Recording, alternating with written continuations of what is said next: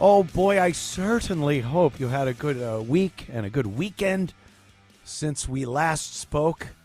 I'm back in South Kakalaki, my home of Greenville, South Carolina. I was up in New York last week, and woof-ah, it was a bitch getting out of there. LaGuardia was just packed up and canceled flights all up and down the board. It was just crazy. But, you know what I didn't do? I didn't walk up to the counter and start screaming and breaking the computer of the person behind the desk at the gate. I then didn't go over to the ticket counter and do some of the same, smashing the self-ticketing kiosks and yelling horrible obscenities at people. No, I took my phone and I went to my Delta Airlines app and I looked for options. And, it was pretty bad. The weather was bad. They had some staffing problems over at Delta Airlines, LaGuardia, a bunch of airports. And I had to make a contingency plan. I had to get a hotel room. I had to stay an extra, actually 2 days. I was stuck at a hotel right by LaGuardia Airport for a couple of days. But, you deal with things like an adult, like a mature adult. You reason things out in your mind. You weigh it out and go, does this merit me going bat crap crazy until the police cuff me and drag me away? I don't think so. So I didn't do that. I hang out. You make a few of those, what do they call in Fight Club? Single serving friends at the hotel bar. You have a drink, you watch the game, whatever it is. You just realize that this is what it is. And you have to use your cunning, your reasoning, your money. But that's what you do. I see so many videos where people just go absolutely nuts at the airport. But that's it. It was good to get home. I'll tell you that much. Back to some semblance of sanity here in Greenville. So I hope everyone had an equally good week as I did being stuck in LaGuardia Airport. I'm teasing. I hope you had a great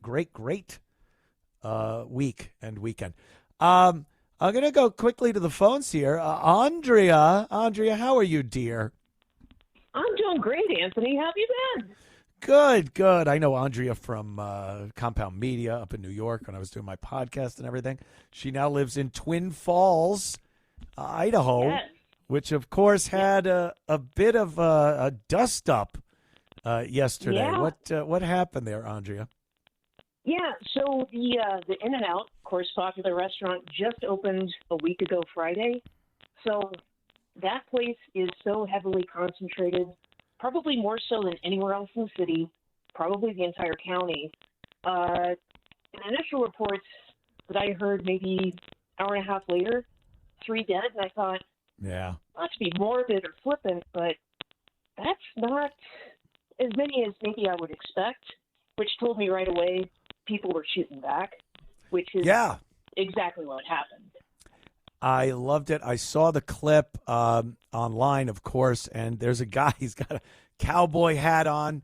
He's got what looked to be a .22 pistol with a silencer on it, and he's just returning fire. This guy apparently has YouTube channels and other social media channels where he... operator. Yeah, they show him practicing and training and whatnot. And lo and behold, sometimes, you might do all that training and you will never use it. Hopefully you'd never have to use it. But this guy stood his ground, and from what the police are saying, him and an off-duty cop kept him from killing a lot more people. Yeah, that was really an incredible display. And then, I was out today and saw more than a handful of people open carrying. I think people are a little on edge. Hopefully they're as trained as this guy, but he's probably on another level. Yeah, already the memes were all over social media, the silhouette of him, and then It's him through AI looking all jacked and everything. People just start posting these. Sophie Cunningham standing next to him pointing, but there's some great ones out there already. Exactly. Yeah. People get a little too excited about tragedy like that. Obviously, people were killed, and that's terrible. Aside from the gunman, he was also self-dispatched, as they say, and good. Yeah, I really wish gunmen would do that before shooting other people, but right? Operations. You got to thank them for helping out, saving the taxpayers' money, saving us some aggravation. Exactly. Just take care of business. It would be nice if they did that beforehand, but hey, can't bat 1,000 here. Andrea, so good of you to call. I appreciate the call, and be well. Great talking to you over there in Idaho. Take care. There it goes. I know her. And, that was just crazy. But it happens, you see it on social media, and people start with the gun thing again. Oh, the assault weapon. He used an AR-style weapon. I love that. An AR-15 style weapon. No, it's an AR-15. It's not an AR-15 style weapon. But there were a few other things I saw on social media that made me wince about this. And it was video that people took from their cars.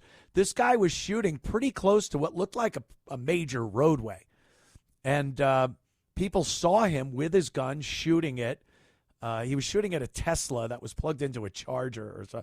Obviously, the guy's nuts. And the people in the car were laughing. Like, look at this guy shooting. Look at this guy shooting. What's he doing? And they're laughing. And they're laughing at the people running out of the In-N-Out burger. It was just, you watch that and go, I can understand how people have gotten desensitized to watching a lot of tragedy on social media, which is terrible in and of itself. But I still walk away from watching those videos with a sense of, God, that's terrible. And you get some sense of empathy for the victims and their families. To just laugh at this stuff is so despicable. And you are so separated and removed from civil society. It's disgusting. It doesn't make them much better than the person doing the shooting. It seems sociopathic. So, that was a moment I was watching on social media and just going like, oh, my God, what's wrong with people? What's wrong with people? Plenty. If there wasn't stuff wrong with people, I wouldn't have this very program that you listen to. Thank you very much. Anyway, thoughts and prayers to the people there, the victims and their families, and kudos to the gentleman that an armed citizen that started firing back.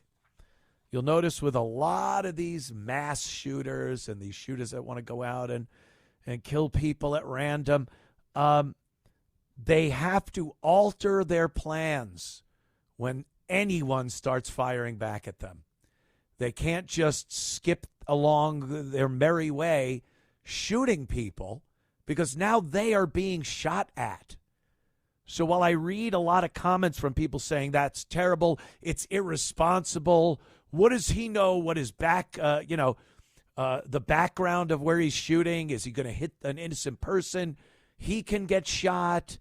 All kinds of people that were saying all kinds of negative things about this guy using his gun to try to dispatch a gunman. That could happen. You're right. Pulling out a gun and shooting at somebody that is shooting people, it's not a guarantee win. You can get killed. It's happened.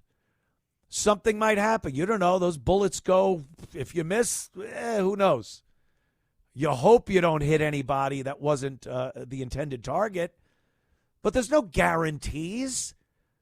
I do think that if you don't shoot at these people, they will do a lot more damage than the potential damage a trained civilian with a gun who's trying to prevent somebody from killing people will do.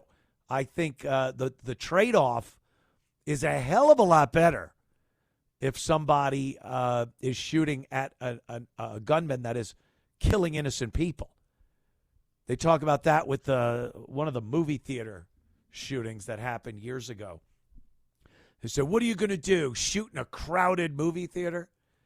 Well, you're not just going to start blasting, but I'll tell you what really didn't work. The fact that people were against the doors, they couldn't get out, and this guy could shoot into a crowd of people with impunity. That isn't good. An armed civilian or two who could see the gunman, maybe get a clear shot, that's a hell of a lot better than this guy just having fish in a barrel to shoot. But all these, they will just sit there and type away on social media. It's terrible. The police are the ones you should call and get the... Yeah, someone should call the police. But in between calling and the police getting there, a lot more people could die at the hands of this lunatic. So I am 100% for civilians being trained. You got to train. You got to know what to do in those situations. You got to be proficient, what not to do, plenty of things. But kudos to the gentleman that fought back. Awesome. You want to call, do you? 800-848-9222, 800-848-9222. Your call's live when we return to more of the Anthony Cumia Show. The Anthony Cumia Show. And, I was just talking about that tragic shooting in Twin Falls, Idaho. And the guy, what was his name? Chad Williams. Just another one of these mental patients. I don't know what else to call him. I don't even know what his motivation was in this one. It's they never really let us know what's going on anymore. These things happen depending on who the person was and what the situation was and how many people were shot. It's limited information, and the story, it just goes away. This story's done already. This story's done. No one's really talking about it anymore. And it just goes to show you how jaded we become with these things. Something that might have been a news story for a week and some in-depth investigative journalism on it. Nothing. Now you get nothing. But I'm talking about all the important things on this show, the things that matter, like the WNBA. Oh, yes. Ugh. Has anyone else noticed that the only time anyone talks about the WNBA is to talk about stuff that has nothing to do with the game of basketball? It's never, occasionally they'll talk about how Caitlin Clark is good. And you'll see a clip of her sinking a few pretty rudimentary three-pointers and stuff. But that's unbelievably good in the WNBA.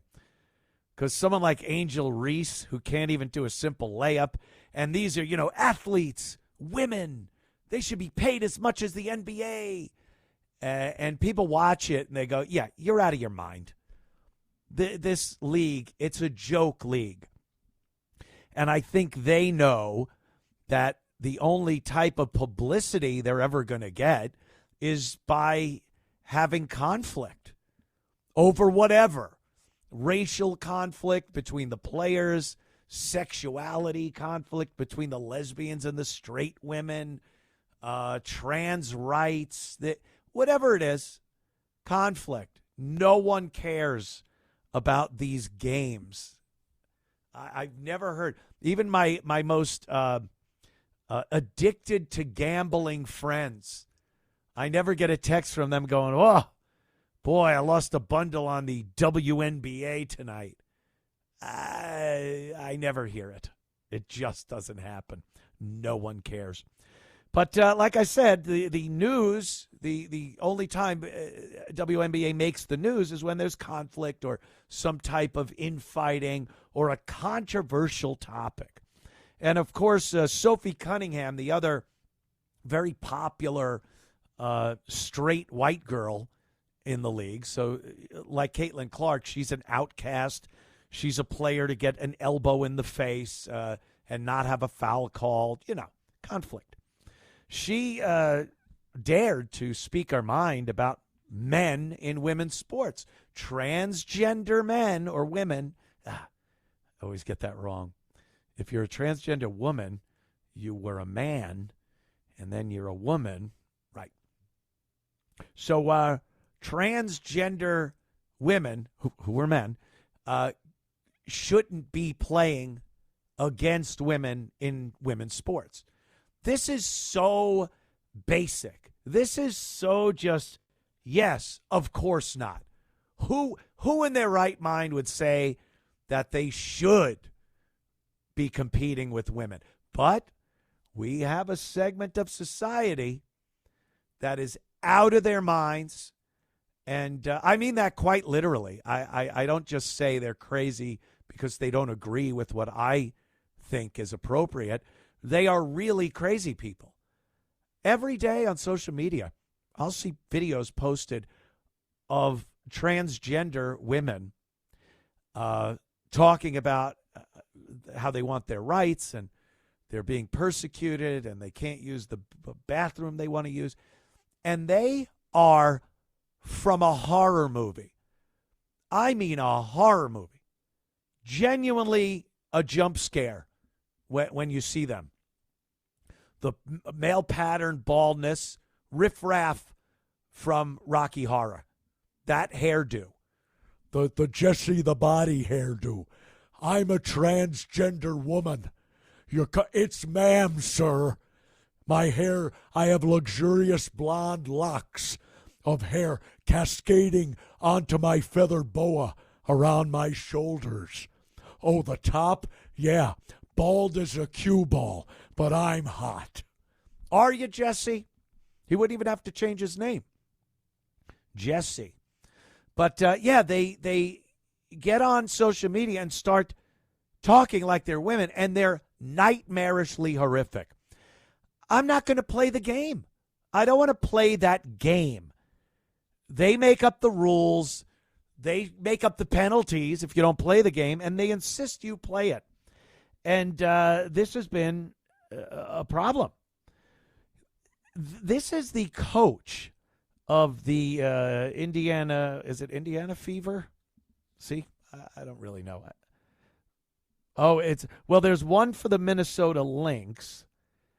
Right, and then there's the other clip, which is the Fever coach, because she's babbling about transgender sports, and she's petrified, it seems like, to give an answer. She's just babbling back and forth about it. Do you have that one? What's your stance? What is your stance on men or athletes who test as biological male participating in women's sports? What's your personal stance? Yeah, I mean, I don't know that I would say that I'm educated enough from a scientific standpoint. What? I don't ever believe that exclusion is an answer. I just don't.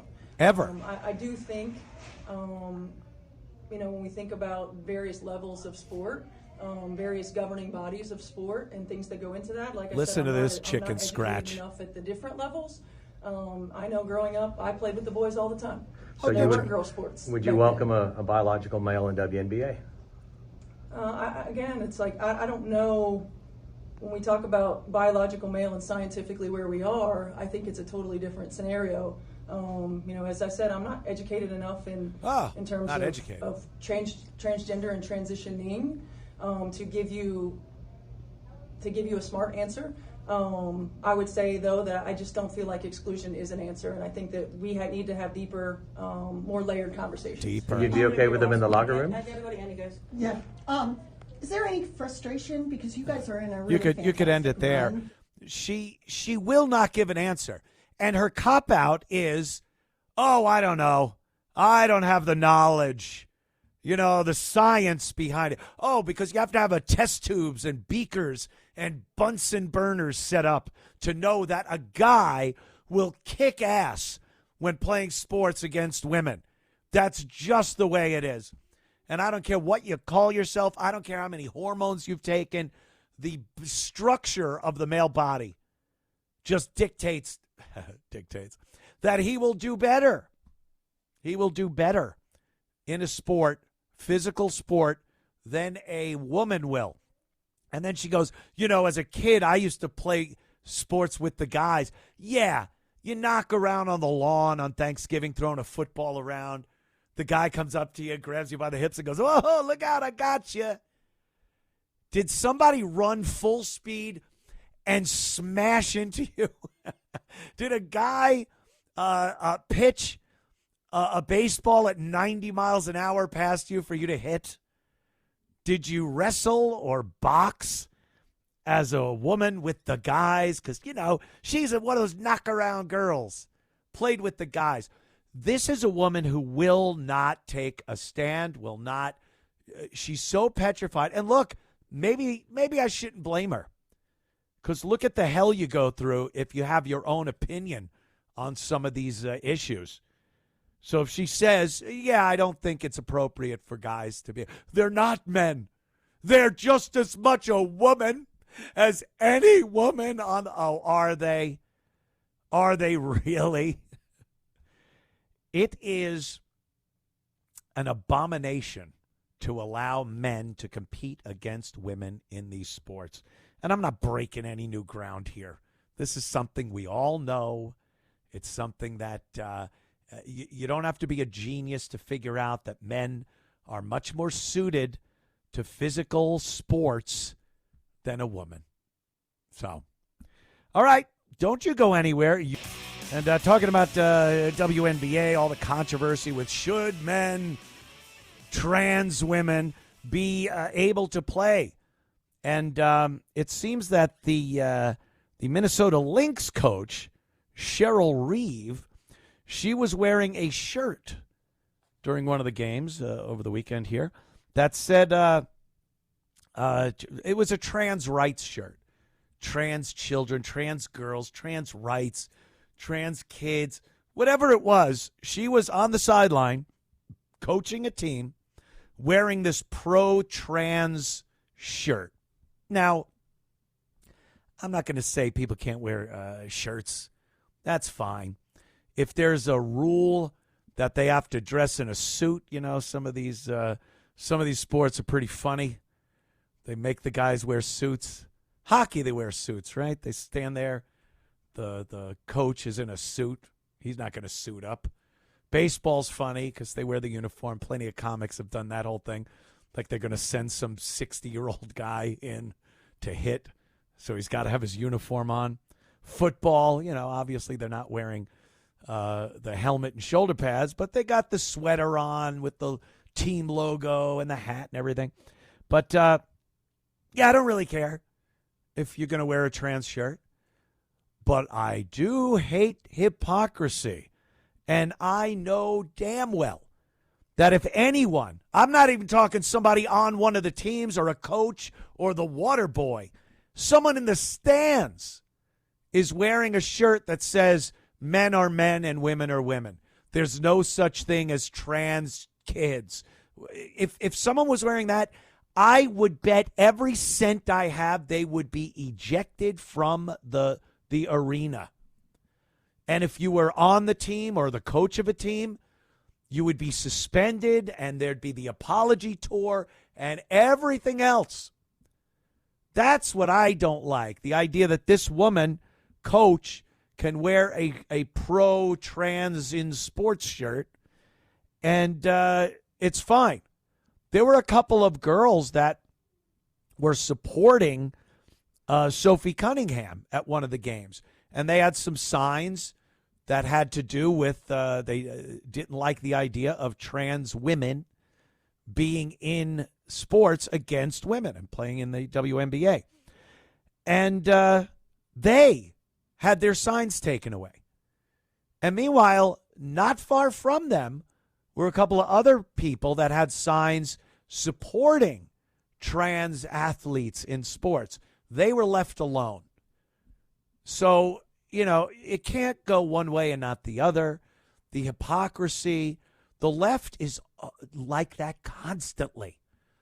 They will not allow you to have your opinion, and they will fight it with violence if need be. When meanwhile, a true conservative, someone truly on the right, a real Republican, a real American, has that attitude of fighting to protect people's rights, even if they don't jibe with your opinions. But I have seen so much of the left resorting to at least horrific language, and they don't get arrested like Shiloh Hendricks did at the playground, and they will resort to violence. And in this situation, they will not allow you to display anything that is against the idea of trans women competing in women's sports. So here is an ESPN broadcast. They showed the Minnesota Lynx coach, Cheryl Reeve. I hate that I know this much about the WNBA. I hate that I have to know this much about it. And Cheryl Reeve was wearing that pro-trans shirt. And ESPN, the announcers calling the game, had some comments about it. And it was nothing but glowing, oozing support for trans in women's sports. Listen to this. Well, we see Cheryl Reeve wearing a shirt today in support of trans kids. Trans kids belong on the shirt. This in the aftermath of Sophie Cunningham's recent comments. We actually saw Cheryl and Sophie speaking at center court pregame. And yesterday, Cheryl Reeve spent a lot of time talking at length with the media about this topic. I would encourage anyone to go and listen to Cheryl Reeve's comments. Incredibly thoughtful. Ya? Easy to find online, and just encourage anyone to go and listen. Yeah, go and listen. Go and listen to the woman wearing the trans shirt, and she's the coach, and go listen to that. And here we go again with the hypocrisy. Hypocrisy. Let's say there was somebody wearing one of those there's no such thing as trans kids shirts. And they're outspoken about their displeasure with men playing against women in women's sports. And the camera went to that person, and the ESPN commentator said, "Oh, yeah, look at that person with that shirt." You know, they have they gave a little speech about how kids can't be transgender. And it's interesting. I think everybody should look that up and give it a good listen. You couldn't time how quickly they would be thrown out and fired from ESPN. It would happen in a flash. And that's my issue. Not that she's wearing a trans shirt. Good.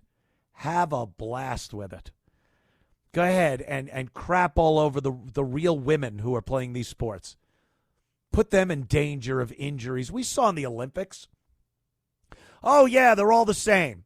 Trans women are just like regular women. So let's put a trans woman and a woman in the boxing ring. The woman came out looking like chopped meat.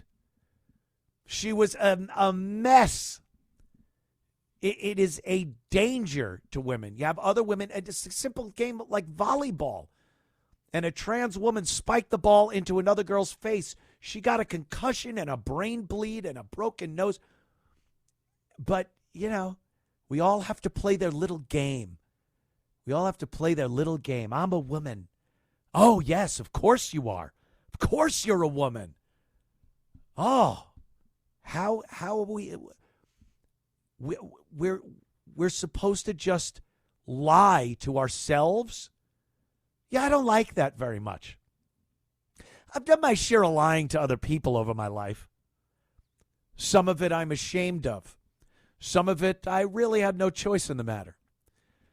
But one person I've never lied to is me.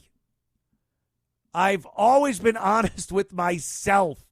If you're not, you are in a hell of a bad place in life. So I'm not going to lie to myself and refer to these men as women. I'm just not going to do it.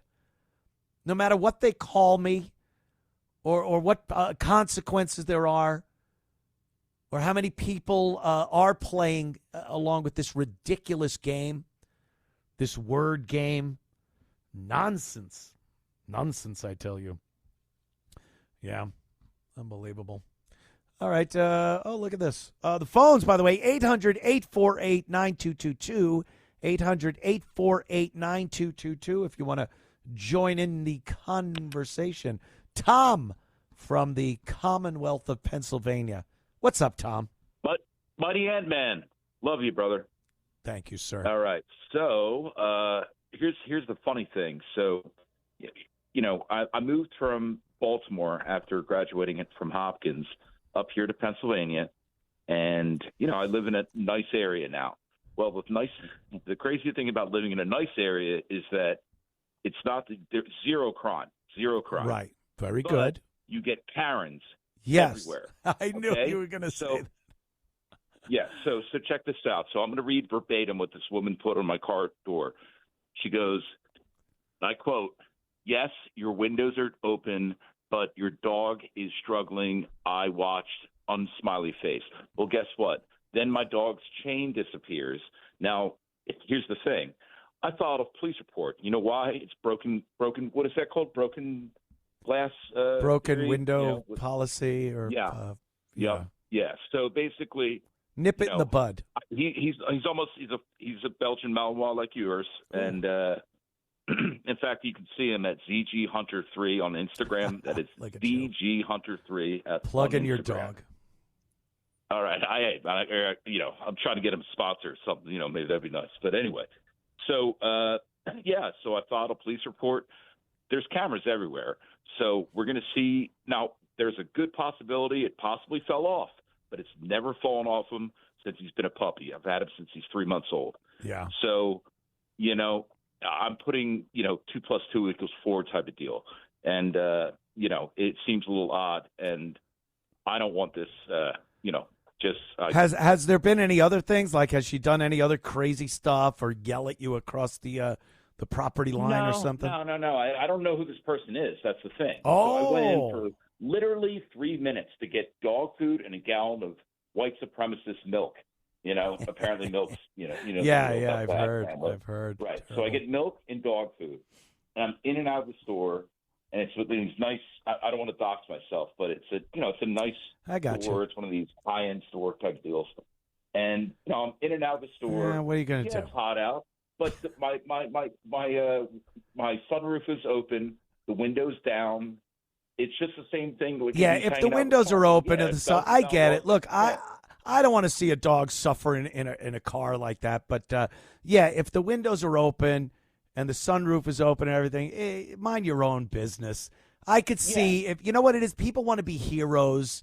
This woman probably wanted to be like, oh, look at me. I'm saving a dog. I have a story to tell everybody. You're not saving anything. Mind your beeswax. The dog's fine. And, go and bug somebody else. All right, Tom. I got to move on, Tom. Thank you, though, for that thrilling expose on his Karen neighbor. I do understand that, though. You move to a nice place. Occasionally, you don't know. We have a neighbor way up the street. He's not even my neighbor, but my good neighbor. He's his neighbor, kind of a thing, and he's just a nightmare. And we have a great street here, just great people. They're fun. We go out together to bars, and then there's this house at the end of the road. You just can't ever bat 1,000 when it comes to neighbors. But, it's part of it. You got to deal with it. You got to get through it and live amongst them peacefully. What else are you going to do? What's with all these calls dropping? I see calls come in, and then the phone lines get full, and then they all disappear within a second. Is there a problem at home base I don't know about? Mission control? No, they're just hanging up before we get to them. They're so excited to call. They call, they get put up on the thing, and then they hang up. Maybe stage fright. Maybe it's a little stage fright. I don't know. Here's another thing. We might as well continue with the plenty of it, the trans nonsense for a moment. Amy Klobuchar, she was speaking with the director of the National Center for Trans Equality, the NCTE. And this is hilarious because, you're going to hear this. You're not going to see the video, but trust me, this man that you'll hear speaking is dressed like a woman, but it's obviously a man. Years ago, this would be a joke. This would be a sight gag. This would be Klinger on MASH. These were laughing matters years ago, and now you're supposed to just play along with this ridiculous charade that's being perpetrated. But she's speaking with the director about trans equality. AC-13 is the clip. Let's listen to Amy Klobuchar. The president and Secretary DeVos have made it clear that they're not going to enforce Title IX sex discrimination protections for trans students. And those have meant so much. And a lot of folks worked really hard with the Obama administration to get those in place. Do you have a plan for that, or what can trans students expect from you? Well, they can expect that immediately I would bring back those rules, and you don't need an act of Congress to do it if they get worried about how long that takes over there in the gridlock. You can do it yourself, and so I will do that immediately. I pledge to you that right now. Okay. Aw, she pledges to. And what are they talking about? Trans rights. What are they talking about? Trans people have every right everyone else has. So they're not talking about rights, trans rights. They're talking about privileges. They're talking about infringing on other people's privileges, or maybe not constitutional rights, but your rights as a person to be able to go into a bathroom or have your child with you when you go into a bathroom and not have to look at a genuine monster, a real life monster parading around in the restroom with God knows what intent when they're in there. That's all they're talking about. And Amy Klobuchar is sitting there as the cheerleader for this. Oh, I get it. I will sign that. Sign it in a minute. We'll make sure. This is what's in store if things go the Democrat way in the midterms, and then, God forbid, the presidency. But this is absolutely where we are if this happens. Every bad thing that was starting to happen and that had happened under Biden and the Democrats, they will go 110% back to where they were to screw this country up. Immigration, illegal immigration, it won't stop. It'll look like Spain. It'll look like what happened over there in Spain. Actually, Morocco, but they say it's Spain. I don't know. I looked at a map. It's kind of weird. But, yeah, they saw, here's what happens. The Democrats see what the Republicans can do if they're given 4 years of a president and the House and Senate, even without a big majority. They saw that they could shut the border. They could start throwing people out of the country. They could stop some of this insane left-wing extremist nonsense that's been going on in this country. And they know that. They saw it. And I think their plan is to just go balls out 110%. If they get power day one, they are going to ramp it right up. No fooling around. No trying to present it in a way that's more palatable to every American. They are just going to go full left-wing extremism. And you are going to see some situations, especially the border. You don't remember when you watched the videos of two Spanish towns being overrun by Muslims. It looked familiar, didn't it? It did. I don't know if people have a memory problem, but it sure looked like those caravans that were coming from Central America, South America, and Mexico because Joe Biden was welcoming them all in, using bulldozers to tear down the barbed wire fences that were trying to keep them out. Come on in, everyone. And we saw miles and miles of people coming into this country, invading it. And now we're stuck with the chore of throwing them out. What do you think is going to happen if they get in power again? We will see that again. And it'll be faster. It'll happen faster. And it will be a lot more. Trust me on that, people. Back in a minute. Don't go anywhere. The Anthony Cumia Show. Let's see. There's so much. Woman upset. And this is what I'm talking about. A woman upset that a doctor wasn't playing the game. The game I'm talking about. Of course, you must call people by their proper pronouns, and you must be called cisgender. If anyone ever called me cis, it's a term they came up with to demean and degrade and insult heterosexual, straight, normal people. That's what it is. Oh, you're cis? What? What'd you call me? No. I'm not your cis, okay? Oh, you want to smack him, cis. Stop it. So this woman, apparently she's going to make a doctor's appointment for her and her spouse. Now, I don't know what this spouse was. I can only assume another disaster. But called up the doctor's receptionist to make the appointment. And, oh, my God, how horrible. The receptionist would not play along. But it's even better than that. The receptionist didn't even know they were supposed to be playing along. These people think you should have some kind of extrasensory perception when you're talking to a member of the LGBTQ plus A1 community. And this woman got upset because the woman at the desk, the receptionist, didn't have some kind of ESP and no.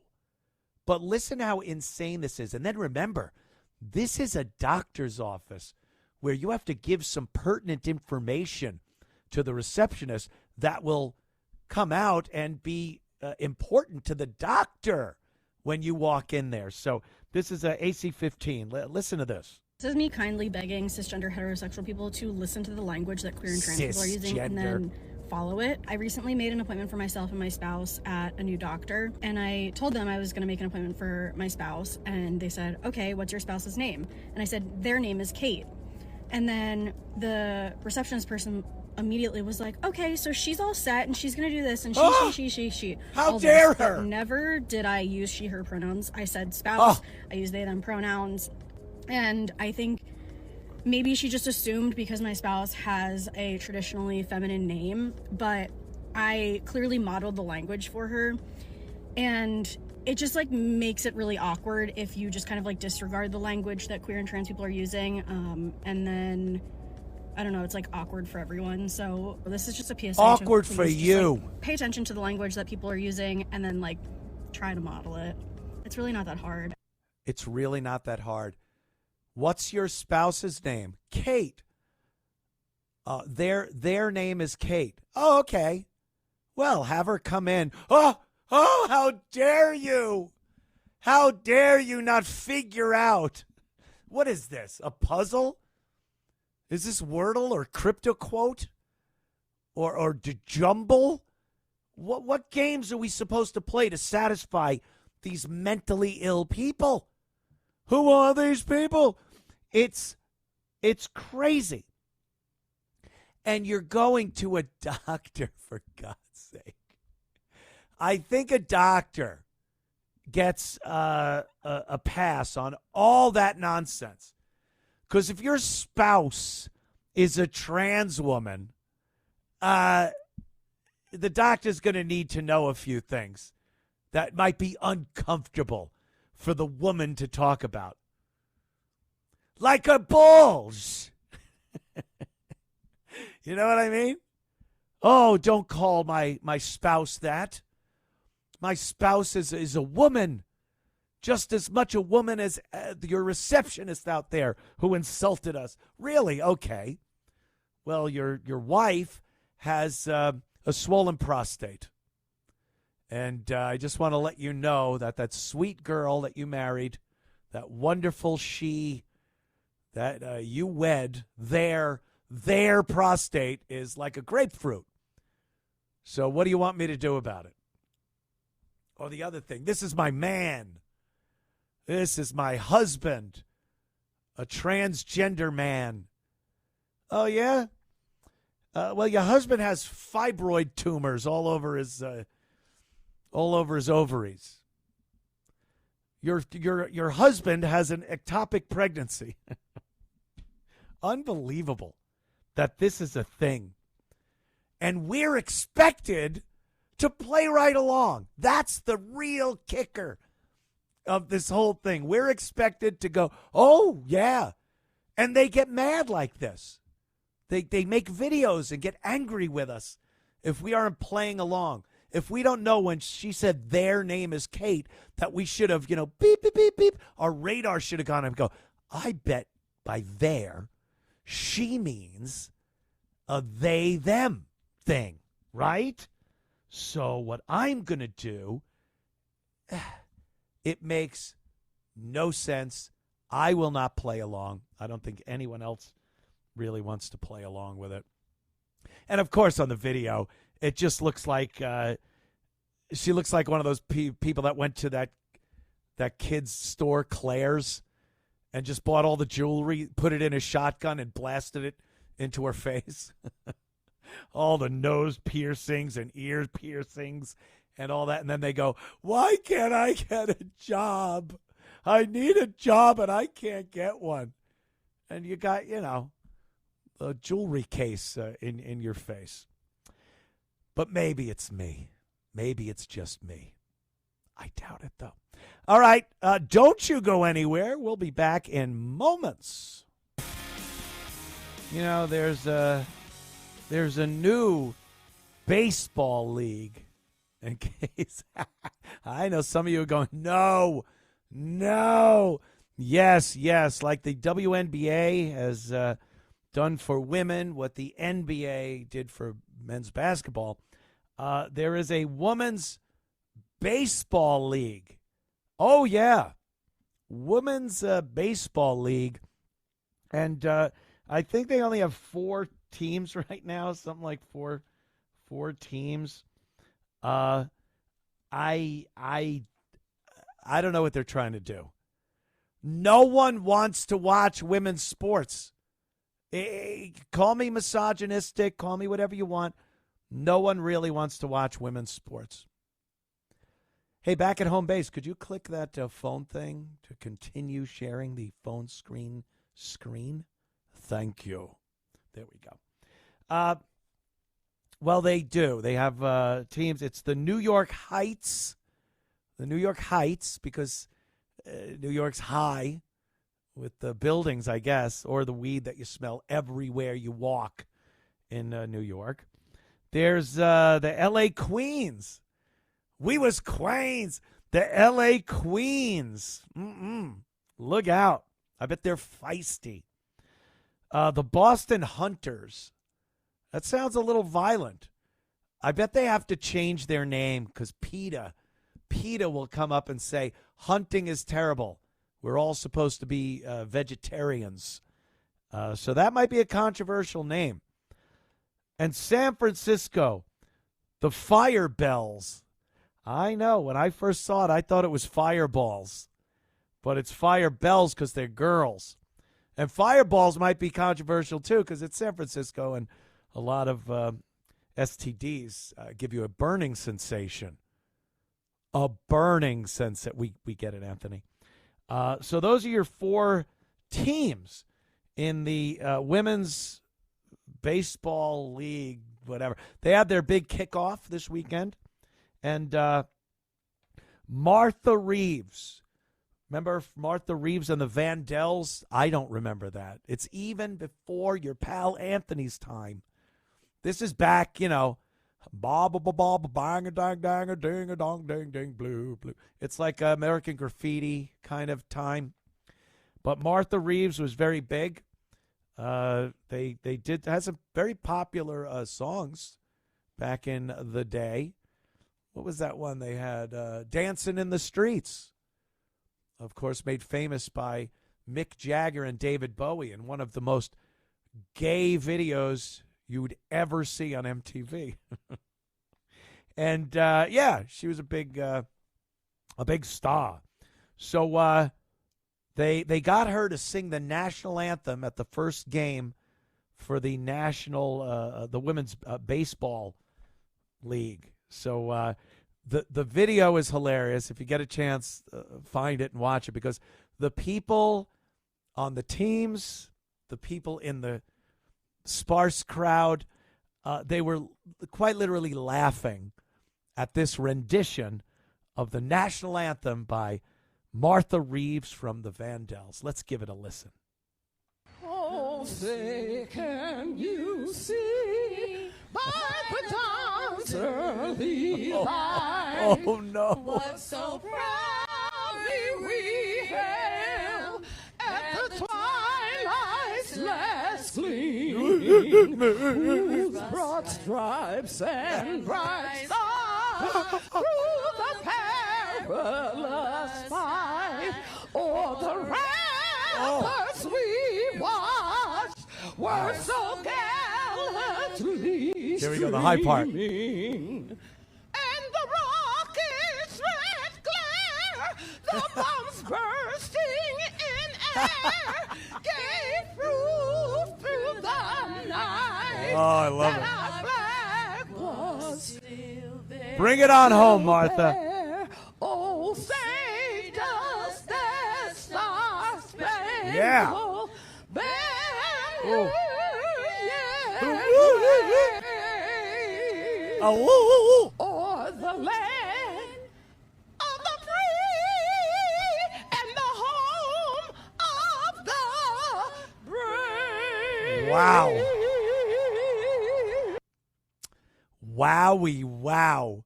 That was better than Enrico Palazzo. That was the national anthem. If only Francis Scott Key could see that now and hear that and scribble out whatever he had on his notepad that fateful evening. But there you go. Martha from the Martha Reeves and the Vandellas. Hey, she's still alive. Give her that, right? Who am I to say?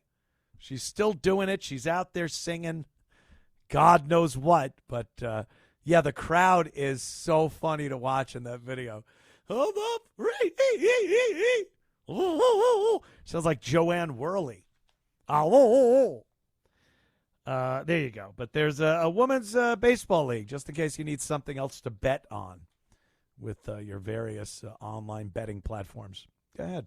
Do it up. Let us speak with Tom. Tom is in the Bronx.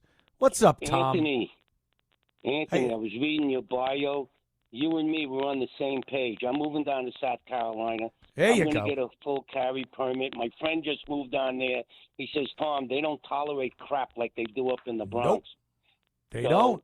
The hey, people, it's a- they unite, and they if they see a problem popping off, the people deal with it before the cops even get there. And enough Right. people know that they don't start trouble down here. It happens. Look, nothing's perfect, but people know that if they start popping off in a store, in a restaurant, wherever they are, that the other people around them are going to look and go, no, we don't do that here. We don't do that. And they're going to shame them. And if push comes to shove, there might be a push or a shove. But, it's totally different, Tom. I know. I go to the same place all the time for breakfast. It happens to be a White Castle. And when people come in and start Jesus. panhandling and they get aggressive, I yell at them, and I get in this space, and I say, I'm 74. Anthony, but I was a gym teacher. I worked out with weights. I got about 200 pounds. So when I get into, all of a sudden, crazy people become quite normal. When you're within arm length and you may be able to pop them in the nose, I'm sorry, and they walk out. I said, don't come back. People are, people are scared. But I'll tell you, Tom, especially when, you're not a kid, technically speaking, anymore, it's much better, nicer, and easier if that stuff isn't even happening to you. I understand, you're in the Bronx, Why you moved to South Manhattan. Carolina. Yeah. Like, what is it? Calabash. You heard of Calabash? I've heard of it. Jimmy Durante used to say, "Good night, Mrs. Calabash," wherever you are. That was his wife. You are showing your age there, Tom. Yeah, well, Jimmy Durante. I used to like him. You know why? Cha. I remember. Pianos. As a kid, break a piano. You'd laugh at his big nose as a kid. It was funny. I know, but you know what? It's better to die on your feet than live on your knees. And if we let these low lives run our cities, I mean, these bicycle guys come by on e-scooters. Yep. They'll knock you right over. I'm ready. When one of these guys knocks me over, I will get him, and I'll do what the cops can't do. And I told that to cops. I said, listen, I know you're worried about your pension, and you're not getting the qualified immunity. So make sure the way you look the other way when these guys zoom past me on a sidewalk with an e-bike, that when I go to town on them, you look the other way. You afford me the same courtesy. And as far as transgender in sports, I don't think they even care anymore. I don't think the cops even care anymore. They'll probably say, go ahead. You take care of it. They demoralize them. That's how you beat. Yeah. That's how an army can be destroyed, by demoralizing them. For the Russians, they couldn't bring their dead off the battlefield in Afghanistan. Yeah. They were demoralized. That's what they do. It's a form of psychological. But I don't care. I push back. And what they were saying, how come no law firm stood up and defended those girls who were told to leave the stadium because they I don't know. Maybe they will. Because they're pussies. Maybe they will. But you know what the problem is? Conservatives, people on the right, they usually don't play that game. They don't do that. They don't go running to court and get Ben Crump and Al Sharpton and everybody else on their side. He's just a piece of turd. Oh, of Sharpton. course. Wappinger Falls. My friend came from there, and Sharpton became a household word back in the day. And she was a BIT, and she did that. All the lawyers got disbarred. They were all full of crap. Mason and Maddox and company. Right. You look at Europe. You look at England. That's could be the future of America. It's a shame. Tom, thanks for the call, my brother. Okay. And I hope to see you down again in greener pastures down here. I'll sell anyone on getting the hell out of that hellhole that is New York at this point. I got some stories coming up from Zohran Mamdani and company, the DSA. They're not even saying Democrats socialist anymore because they know that's harmful. So they just call it DSA, the DSA, the Democrat socialists. You're like, what? No, these are communists. And the great young people of our cities and our country are embracing this nonsense. And that's why whenever anybody says, we ought to lower the voting age to like 16, it's bad enough. It's bad enough that these young people have no concept or clue how anything works, especially economics. And they're thinking socialism is the answer. What a dumb thing to get in your head. Meanwhile, they love having things. They're some of the most materialistic people you'll ever see, but they're just crowing about socialism because they think all the stuff they have is going to be free. Oh, my phone, my designer clothes, and my Jordans, that'll all be free now? No, you don't understand. All that goes away. You'll all get free stuff, but it'll be rags. You'll have a burlap shirt. You'll have polyester pants and shoes that fall apart in a month. Ask anyone from any socialist/communist country. You're not going to be living large like you are now, living here in the suckling from the bosom of the United States of America while you crap all over it. People. All right, back in a minute. My God, this past week we saw Dr. Fauci in front of the congressional hearing. And, oh, boy, did he look silly. But what'll come of it? You know, I hate to just rain on everyone's parade. I know everyone always, whenever they have these hearings and whenever the accusations are made and someone's brought up in front of a hearing, everyone goes, there, finally the truth is going to come out. And what do you see? You go on social media. What memes do you see? The person, whoever it is, in the orange jumpsuit behind bars. Everyone makes up their little meme. There he is, Dr. Fauci. There's some big thug behind him in the jail cell. He's sweating and looking scared. Makes a great meme. It's a great fantasy that Dr. Fauci may have to pay for his crimes against humanity. But what has ever happened to anyone dragged in front of one of these hearings? They get lambasted a little bit. You know, some of these guys, they're up there. The senators are Congress people, and they're just calling them worthless pieces of garbage, communists, monsters, criminals. And then it's over, and just like now, that hearing's over. Fauci's not in jail. He's not under threat of arrest or the FBI raiding his house.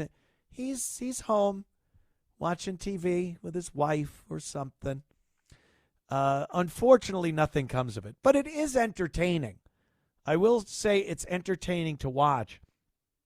So Rand Paul was leading the show. He was the master of ceremonies of this show. And he laid into Dr. Fauci pretty good. Pretty good. And then Dr. Fauci's turn to take the mic and plead the Fifth Amendment. He pled the Fifth, but he had a few things to say about the hearing before he said that he would be answering every question with the Fifth Amendment. So let's hear Dr. Fauci and what he had to say at the hearing, the only thing he had to say.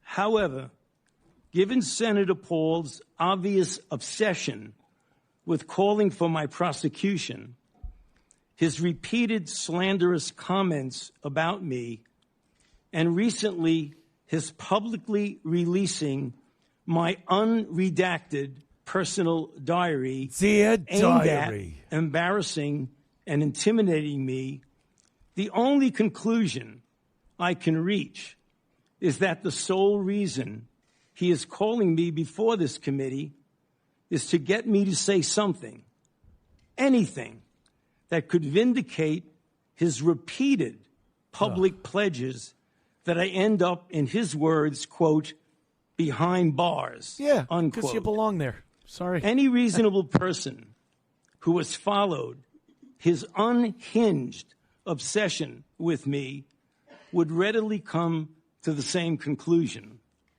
Therefore, although it pains me to do so, because of the respect I have for the legislative branch of government, have respect for people, and my decades-long record of cooperating with Congress, under the advice of my attorneys, I will invoke my right under the Fifth Amendment of the Constitution to refrain from answering your questions. Thank you.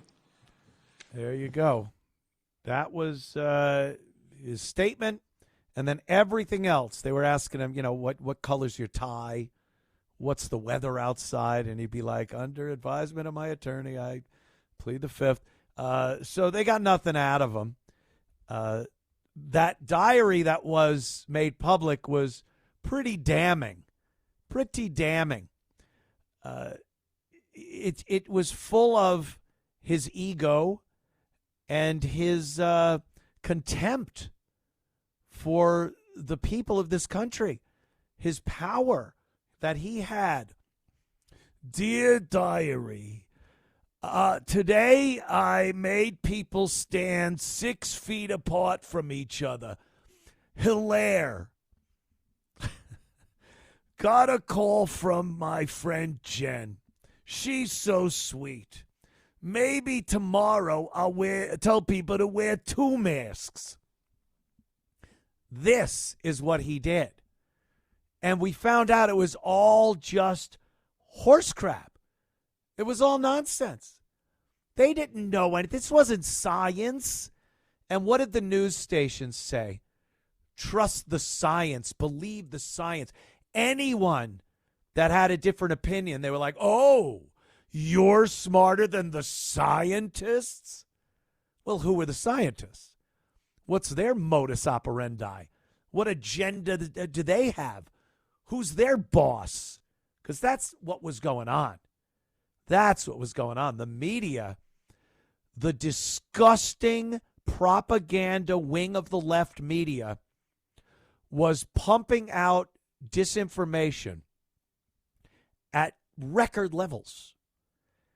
And when confronted on it now, they kind of pull back and go, well, that's what we were told. We just said what we were told by the experts. And what did you do to the people that had a different opinion? Did you listen to them? Did you weigh it between what the experts said and what your bosses told you to say, and then come up with something reasonable and logical as far as this went? No. You called them mental patients, morons and idiots.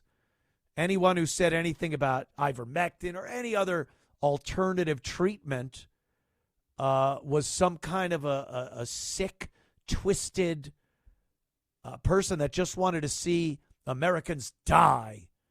That was it. That's what we lived through. And Fauci was right at the top of that pyramid, yelling it down to the world, making up stuff. 6 feet apart.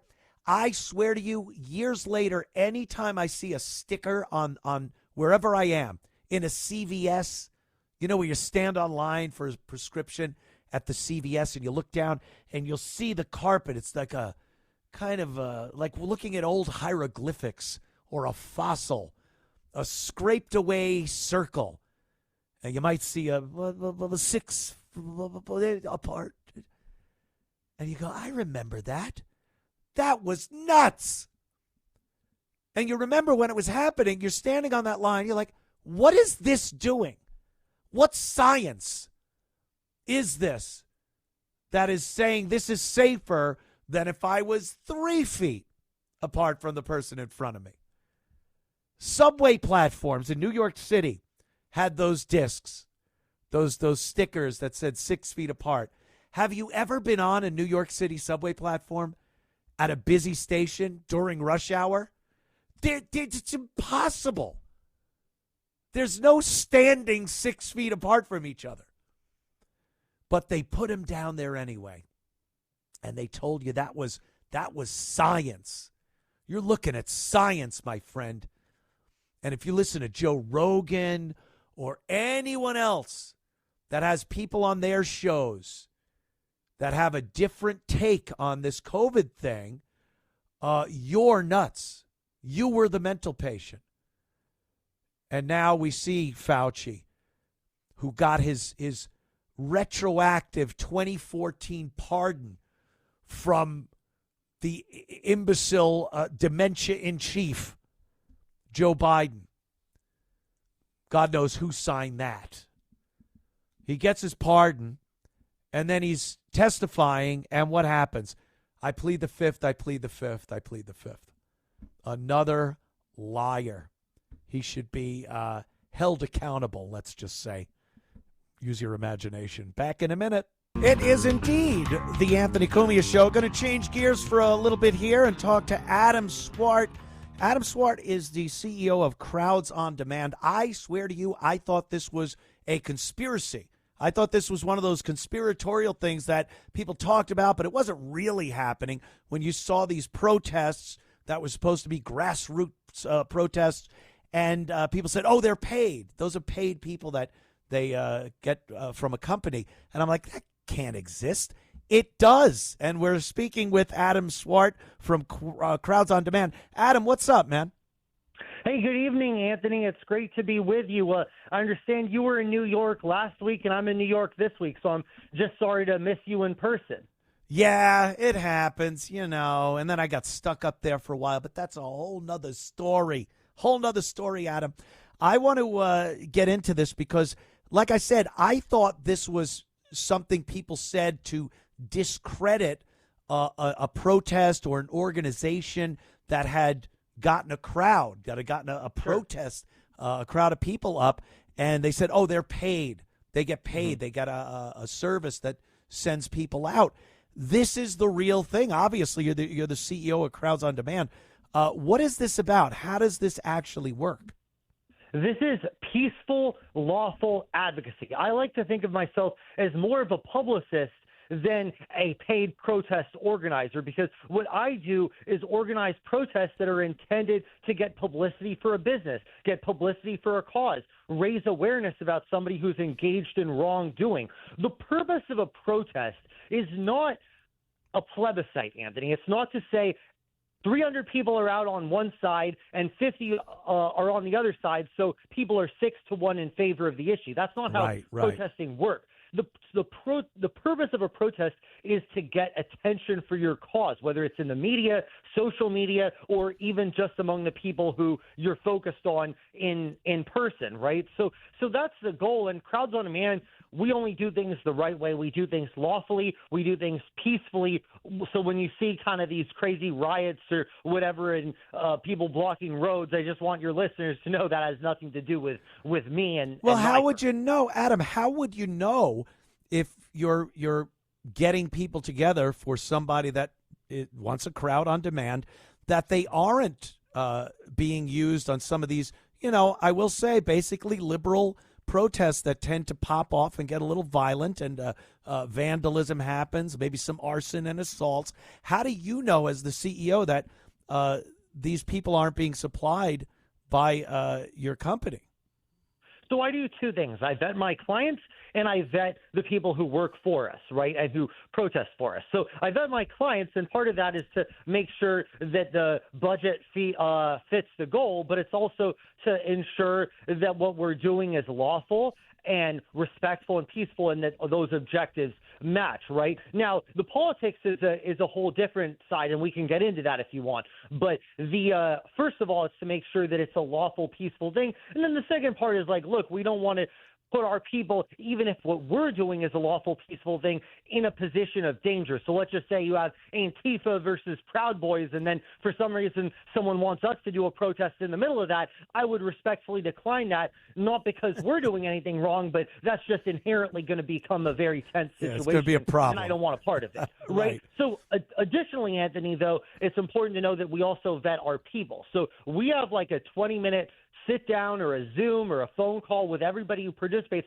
before every event. So even if you've worked with us on one or two events, if you're going to go to a third event, we still have that call. And it's to make sure, number one, you support the cause, and number two, that we reaffirm the commitment to peaceful, respectful advocacy. I've always found, my mom always used to tell me that you're always better, you are a much better advocate for yourself when you are friendly and funny than when you are mean and rude, because that just turns people off. I'm sure many of your listeners in New York City saw that viral video of this sort of hippie blocking the street, and there's a single African-American woman trying to get to work, and she's like, I'm trying to get to work, otherwise I can't pay my bills. And he's like, he doesn't really care, you know what I mean? And that turns that woman off, right? So I don't think that type of protesting is even effective, even if it were lawful. Yeah, but quite frankly, I don't think a lot of people that are protesting in that way care if they're turning people off. I think they're there for the violence and to make news and whatnot. I got to ask you this: what do you? When did it go to being like political demonstrations? Because you said this is also a publicity thing for a company or a big celebrity event. I guess you'd want a lot of people out front of a club that's opening. When did it take this turn to start political demonstrations, calling you up and saying, hey, we need some people? So I've been doing this for almost 15 years now. We started the business in 2012, right? So I started this business when I was still in college. And look, we get a lot of asks for different things. Now, one misnomer about us is that we primarily focus on national politics. That's not 100% true. A lot of what we do is dealing with kind of big business disputes, investor disputes, business to business, raising awareness about bad practices, or totally non-political things. I mean, we ran the Delete Facebook campaign, raising awareness about how Facebook misuses your data, turns Americans against each other, even fomented, ethnic and racial hatred for money, right? So that has nothing to do with politics. We had Republicans, we had Democrats, we had people who aren't even political, because everybody sort of agrees on this. I mean, we've taken on anti-LGBT discrimination in the pharmaceutical and insurance industry, right? So these are not political things that really have anything to do with Republican point of view, Democratic point of view. And that's honestly how I like it, because, Anthony, I'm an independent. I don't subscribe to either political party. I don't owe either of them anything, by the way. So I would rather do campaigns that don't fit into that box, where we're doing nuanced campaigns that neither of the two big sides aren't going to take on. Yeah. Adam, let me ask you this too. Doesn't it seem a little, at the very least, insincere if somebody is at an event, whether it's political or not, that it's like almost a little phony, that they're not there for the reason that people would think they're there? It's kind of show busy. So do we have to disclose all of our intentions now, right? So if you go to a party, should you put on your little lapel that I'm actually at this party to get laid? I said I'm going to my friend's birthday party, but the real reason is I hope there's a hot girl that I'm going to bang, I get what you, Adam. I mean, do we have to be obvious about all of our? I mean, I get what you mean, we're but humans here. I get what you mean, but especially in the political, forum. You'd like to think these people are out there because they're so passionate about the cause that they profess to be. And we vet people for that. Now, what I always like to say, glibness aside, is that what we do is we compensate people enough to get them out there. And it actually, as people on the right have often found this compelling, because a lot of times, if you have a trust fund, if you're retired, you're a college professor, you have as much time as you want to go protest. But if you work a traditional kind of job or an hourly kind of job and you have kids, you actually rely on us being able to kind of compensate you for your time, or you wouldn't really have the ability to show up because the opportunity cost would be too high. So we actually facilitate people's participation in causes that they actually believe in. So I actually feel like it actually helps the sincerity. I mean, just as like a fun historical fact, in the United Kingdom, members of parliament didn't even get paid for their service until 1910, I think it was. So what happened is the people who were members of parliament were rich guys there to kind of bolster the interests of the landed gentry, right? So to me, I feel like what I do, and I don't want to sound pompous here, but I feel like I actually help democratize protests by actually giving people who wouldn't otherwise have that chance the opportunity to kind of go out. Like, let's just say it's a pro-police rally, right? A lot of those people wouldn't show up, right? Just as a fun fact, in L.A., there was this absolutely crazy leftist movement that was opposed to a bill that would stop sex offenders from camping near elementary schools, right? Jeez. And I don't know anybody on the left or the right or anyone who would think it's a good idea for sex offenders to camp near elementary schools. Right. And yet there were 300 far-left protesters that stormed City Hall. Guess how many people were at City Hall on the side of passing the bill? No one. Why? Because it's self-evident that should be there, but it's not, Anthony. And for ordinary common sense causes to prevail, you need people to show up, and we help the common sense people turn out. Now, this brings up a good point with what you just said. Do you turn down organizations that are looking for people? All the time. I mean, sometimes it's for as simple as budgetary reasons, but also if I'm not aligned. Now, just to be clear, I don't have to be 100% agreed on the message, right? Right. I don't know whether you agree with all the advertisers on WABC, but I love them all, Adam. I love them all. I use them all. I love the anti-texting by driving one. I love that one. I would love to work with them, by the way, if they're listening. I hate texting and driving. I hate it too. Never do it. But so I would look at it as, think of whatever WABC's standards are for advertisers. WABC doesn't have to 100% agree, but I'd imagine Mr. I can't even say the name, Katsimadis would have to not find it completely repulsive for him to take that advertising. Right. I got you.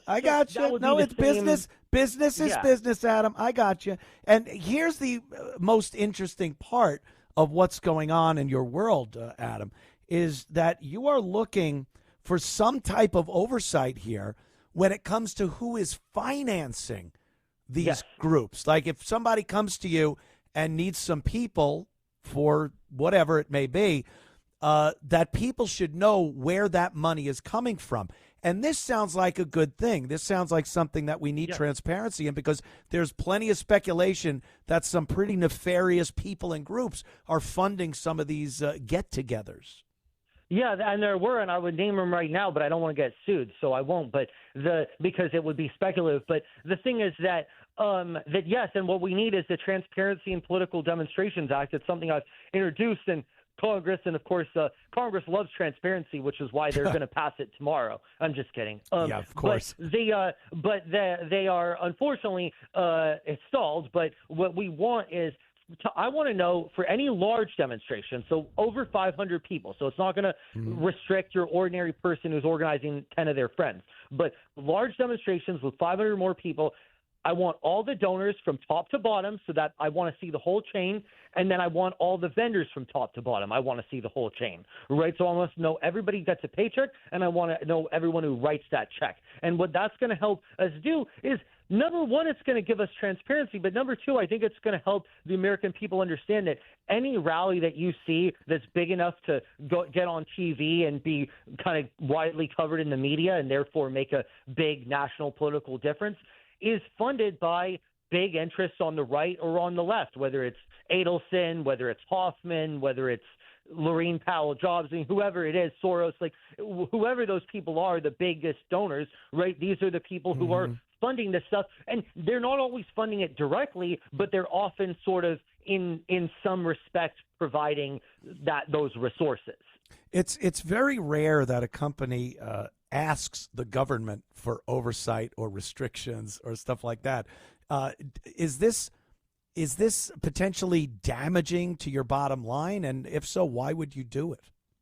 Well, see, some people might think that, but I actually think that once people actually understand that every protest is bought and paid for, then I think they'll better understand it, like the Super Bowl ad, right? Like when you go to see a Super Bowl ad, you don't think, oh, that's just a bunch of genuine people that just came up and the ad just materialized, right? You know, that was Pepsi, that was Dunkin' Donuts, that was, GoDaddy that spent $10 million, $20 million to make that happen, right? No, it could be a good ad, in which case maybe you buy the product. It could be a crappy ad, in which case you disregard. But I think you're jaded here, though, Adam, because I don't think a lot of people know that a lot of these protests are bought and paid for.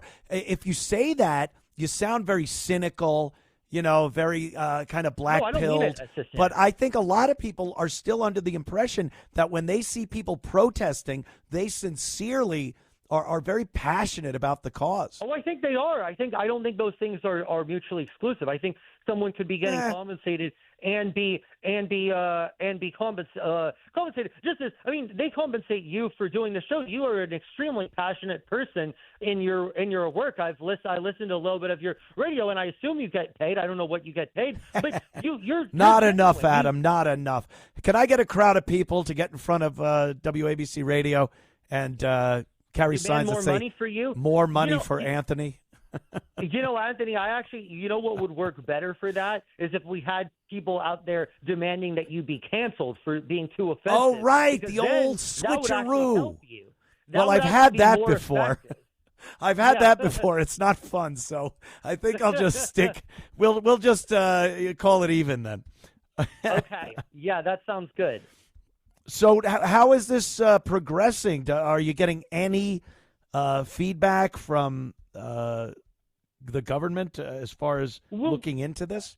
First, they're in the stage of ignoring. What I'm hoping is that this gets enough media coverage where it becomes unignorable. And that is what this really requires, is it needs to get enough coverage where it becomes unignorable, and then they can't just sort of like say, oh, well, it's in committee, oh, we're thinking about it, or throw various procedural objections toward it. So that's what we need, because and by the way, I don't think I've myself as jaded, because maybe I'm so jaded that I'm a very optimistic person, and I really believe in this country, but we're a capitalist country. We always have been, and that's a beautiful thing. But those with money, from the railroad barons to the, lumber barons, like all the barons of industry have always had outsized influence over things. I mean, you think that, and by the way, so it's not new. I mean, the government had a hand in the civil rights movement.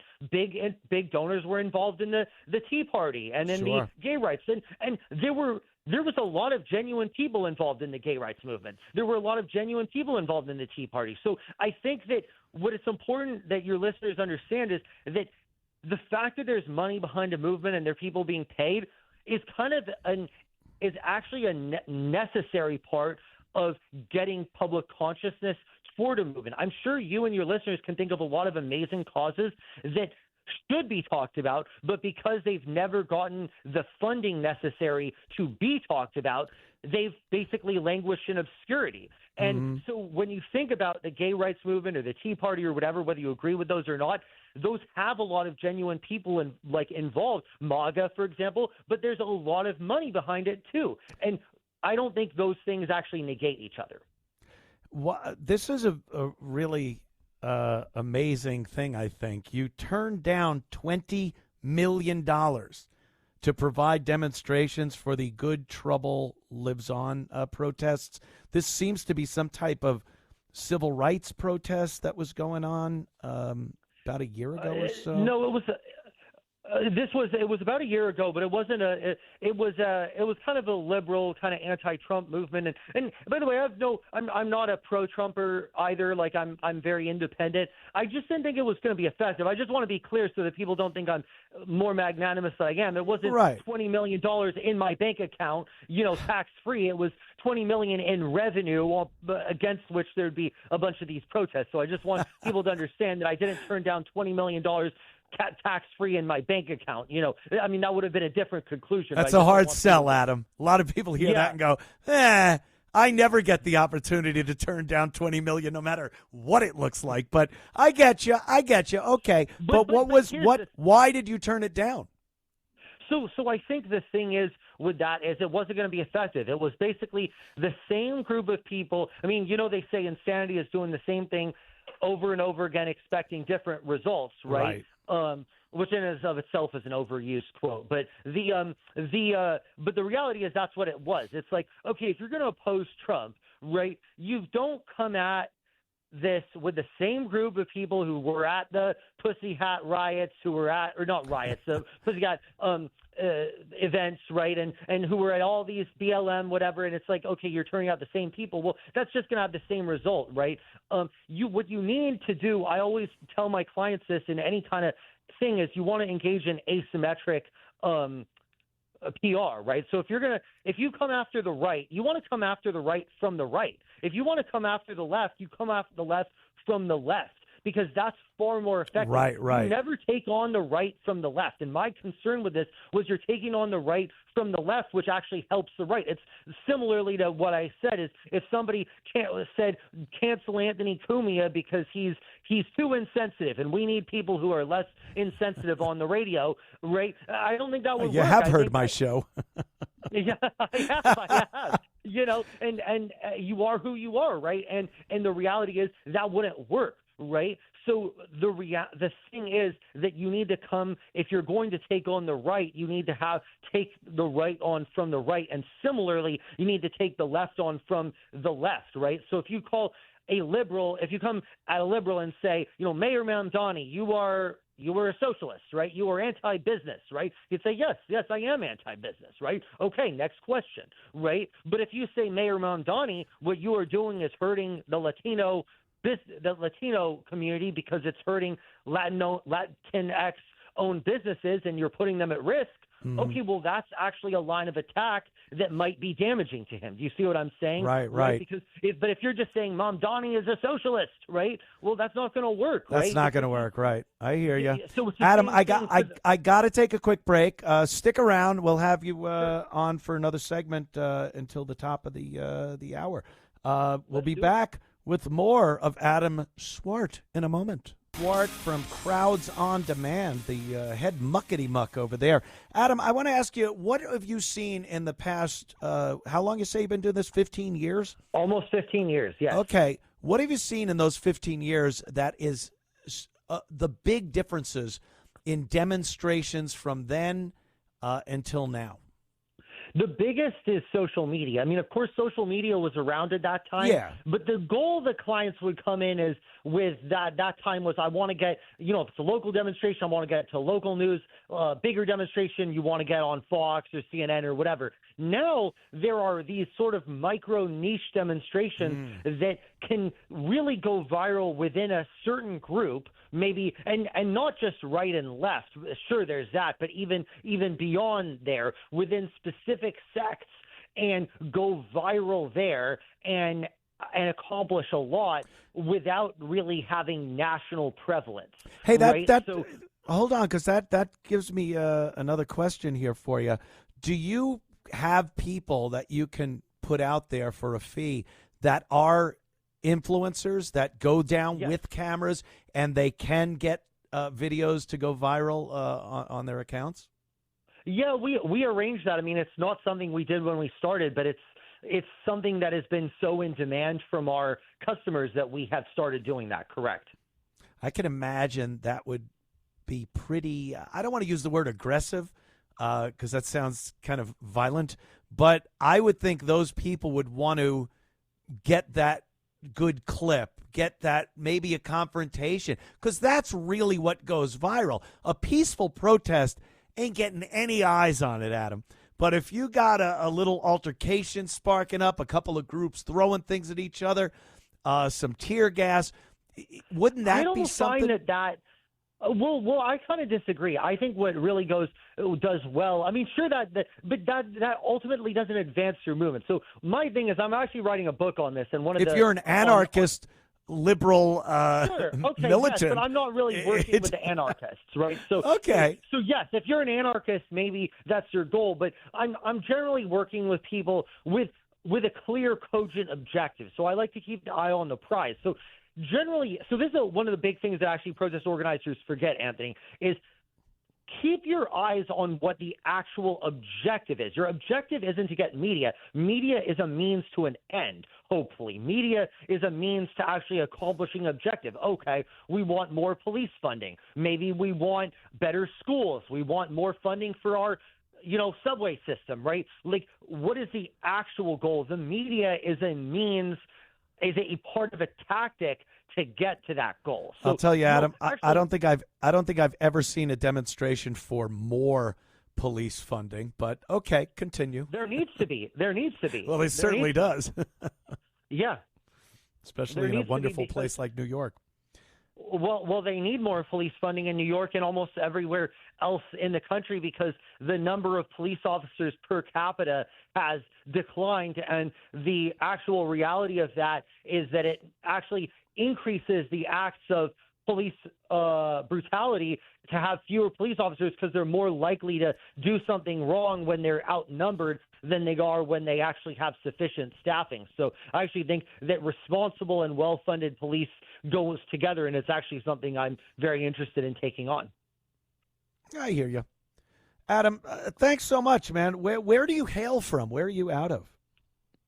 So California. So we're I travel nationwide, and I'm in New York. We do a lot of work out in New York, but we work nationwide. And even do select international engagements from time to time. You got anything you want to let the people know before we cut you loose? Well, sure, if you want to check us out, www.crowdsondemand.com. And I said I'm upfront with my intentions. So the number one intention of coming on this show was to actually dispel so much of the misinformation that's gone online about my business. So I hope I succeeded in doing that with you and your audience. Awesome, man. You sound like a pretty square guy. You like, straightforward, no agenda, make some money. No one's going to fault anybody for making a dime these days. I like it. Adam Swart, Crowds on Demand. Thanks so much, man. Thank you, Anthony. Yeah, be well, and good luck with everything, my friend. There he goes. Adam Swart. I swear I thought it was like a thing people said. Oh, yeah, that can't be real. No, they buy crowds.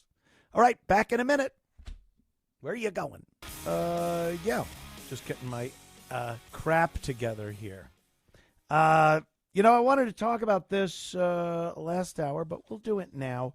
The news compilation from the unvax bashing that the news gave everybody. Remember when we didn't want to get vaxxed and the news said that the unvaccinated were going to kill everybody. That was it. They will kill all of the vaccinated people. And by the way, the unvaccinated will also die horrible deaths. Remember the winter of death that Joe Biden had said we were going to go through if we didn't get vaccinated?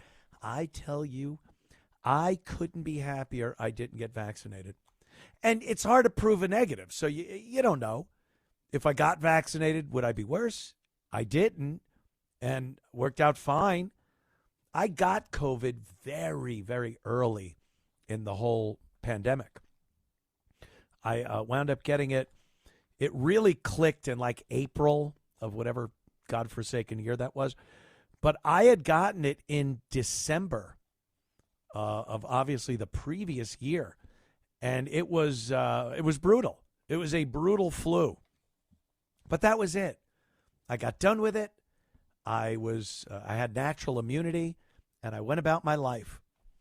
And when they suggested that I get vaccinated, go screw. I'm not doing that.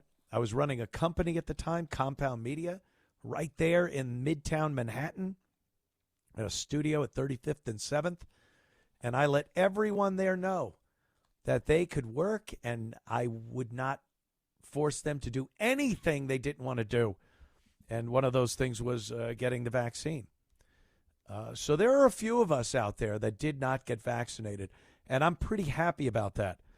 But the politicians and the news, holy moly, they were talking about the unvaccinated like you were walking around with a bomb strapped to your chest, just waiting to kill grandma and the kids and everybody else.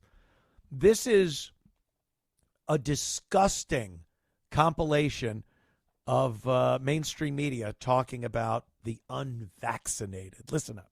It is the unvaccinated who are the problem, period, end of story. The only people that you can blame, this isn't shaming, this is the truth. Maybe they should be shamed, are the unvaccinated. It's time to start blaming the unvaccinated folks, not the regular folks. Anyone you came into contact with will blame you, as will the rest of us who have done the right thing by getting vaccinated. Because frankly, we know that we can't trust the unvaccinated. I think it's time to get our moral house in order, Anderson. It's the unvaccinated who are the threat. All those vaccinated folks are going to start wearing masks to protect the unvaccinated folks.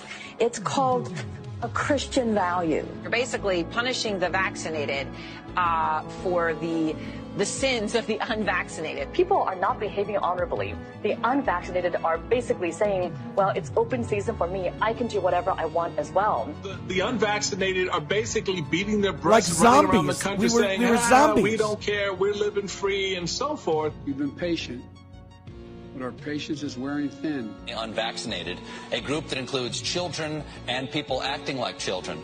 And the rest of us are starting to get pissed off. The vaccinated feel the unvaccinated are making me upset or angry. This is not about freedom. her personal choice. Well, my freedom is being kind of disturbed. Disturbed. Screw your freedom. The other day, Howard Stern weighed in with a much different approach. Robin. Take a look. When are we going to stop putting up with the idiots in this country and just say, it's mandatory to get vaccinated? Their freedom. You're treading on our freedom, and you're making other people sick. And really, you're killing other people. The anti-vaxxers, they seem to have a thing. You could cut it off now. I think we all get the message. It goes on and on and on. This went on and on for years. This went on. The unvaccinated. Listen how they say it. Oh, the unvaccinated. Oh, they're the ones that are killing everyone. They're the ones that are going to clog up the hospitals and the... That was the flu. A bad one. It killed elderly people for the most part. Barely. Statistically zero youngsters were killed because of COVID. There may be an underlying thing, but just the unvaccinated. Listen to the contempt in their voices. They're talking about people that did not want to put a vaccine or whatever the hell it is in their system. And they treated them like lepers, like you had some kind of a plague on you. And then the guy that was in cahoots with the Wuhan lab and started this whole monster, he's fine. He gets a pardon from the president, and he gets to sit in front of a congressional hearing and say, the fifth. I plead the fifth. And nothing can happen to him. That's infuriating. That's what I'm saying. That is infuriating. Robert from the great state of North Carolina. What's up, Robert? Hi, Anthony. Like you, I got COVID early, before people generally knew what it was. I knew because I had no sense of smell. My sense of smell went away, and I knew that was a big sign. And any flu or cold I've ever had, that never happened to that extent. And then every symptom was exactly what they said COVID was. And then once I had it, I didn't get it again. So I was like, oh, I must have had COVID early on. Yes. January 15th is when I got COVID. Mm-hmm. 2 weeks later, I started on an antibiotic for something else. A week after that, I was better. And I never got COVID again. Yeah, natural immunity. The greatest immunity you can get is natural immunity. It's so much better than sticking a needle in your arm and putting some lab-grown thing in there. Now, I understand there's plenty of vaccines and things and medical treatments that are awesome and work great. I'm not saying, they want people to think that if you were against getting the COVID vaccine, that you're an anti-vaxxer and smallpox vaccine's terrible and polio. And no, I'm not from that school of thought. I don't think anyone really is. Probably a few people. But they want people to think that anyone who decided to not get the vaccine was this crazy conspiracy theorist anti-vaxxer. No, not at all. I had plenty of vaccines before that. Yeah. You sound like a guy of the age that has that wacky little indent on their shoulder. Yeah. You got the smallpox vaccine in the early 60s. They shot it in there with some ray gun or something like that. Yeah, we all got that. I'm fine with that. You got the polio vaccine and hey, what do you got? Diphtheria over there? You got some diphtheria for me? What do you got? Yeah, the good old days. The good old days. I watched as people who had taken the vaccines and gotten boosted. Yeah. Each time they got sicker and sicker. And it happened. People died. Some people were fine, and they're fine right now, but I would feel like I have a ticking time bomb in me. I don't know. Look, I'm not a doctor. I don't even play one on this show. But I would rather not have that coursing through my system and digging into my RNA and DNA than having not taken it at all. That, for me, I'm like, yeah, I had it, and I'm done with it, and it's over. You have people that are petrified that there might be some future problem with these. And again, I don't know. I'm not trying to panic anybody, but I'm just happy I didn't have to take it there, Bob. Yeah, I trusted a lot more in God than I did in Fauci. No doubt. Thank you, Robert. There he is, North Carolina, having fun, just hanging out, not in New York. Oh, I'm sorry. I really shouldn't bash New York as much as I do because, I mean, there's a huge audience in New York. But I think a lot of the people that listen to the show understand what I'm saying about New York. It's not unwarranted. I don't just go and like, oh, let me just crap all over New York tonight. You have a communist, Muslim extremist mayor. Sid Rosenberg calls him a terrorist. But I'll hold just short and call him a Muslim extremist.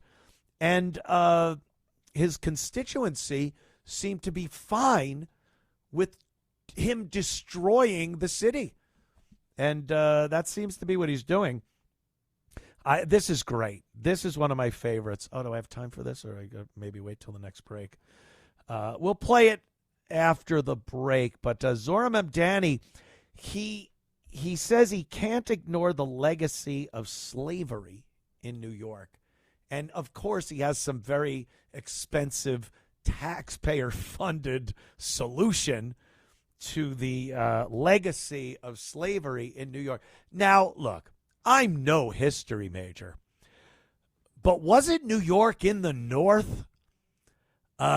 Wasn't New York part of the Union during the Civil War? Wasn't New York never a Confederate state?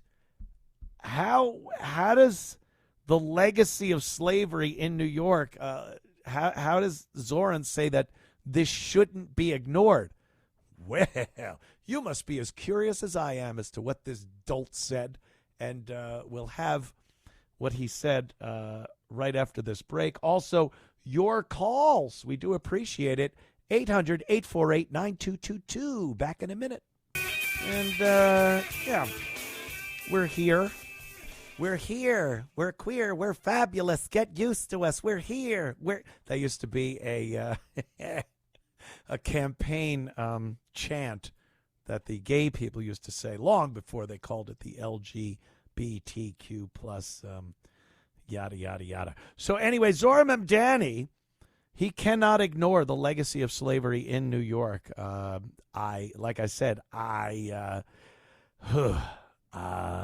New York was a northern state. New York was, a free state. New York was where the Underground Railroad went to get away from slavery. But leave it to Zohran Mamdani to not throw away a perfectly good race angle. So let's hear why Zohran Mamdani cannot ignore the legacy of slavery in New York.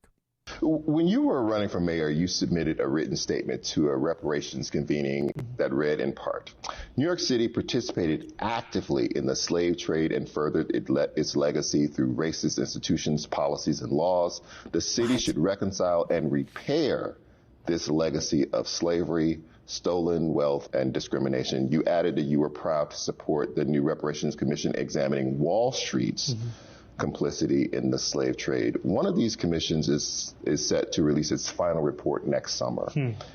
If a commission studying reparations in this city recommended cash reparations for people impacted in New York City, would you support that recommendation? First, I want to say that I stand by what I submitted. Yes. It's the truth. Yes. It's not a personal assessment. And we often think about slavery and the complicity in slavery as being exclusively to certain geographic areas of the country. The Here South. in New York City, we were very complicit. And so I look forward to whatever those findings are. I can't give you an answer in advance of them, but I can tell you that this is critically important because this is also what it looks like to acknowledge what history truly was. How about the reparations of, I don't know, the soldiers that came out of New York and fought in the Civil War and died, fighting for the Union, the North? What about that? Can that be considered when he's talking about the horrible atrocities that New York was complicit in during slavery? What is he talking about? Wall Street, we got to go into that. Another attempt to garner support in the black community by Zohran Mamdani. That's what it is. That's all it is. And talking reparations is insane. It's the dumbest topic any politician can bring up. There's a few morons that you see on social media that talk about reparations all the time, and this is why it's owed, and that no, it ain't gonna happen. It's never gonna happen.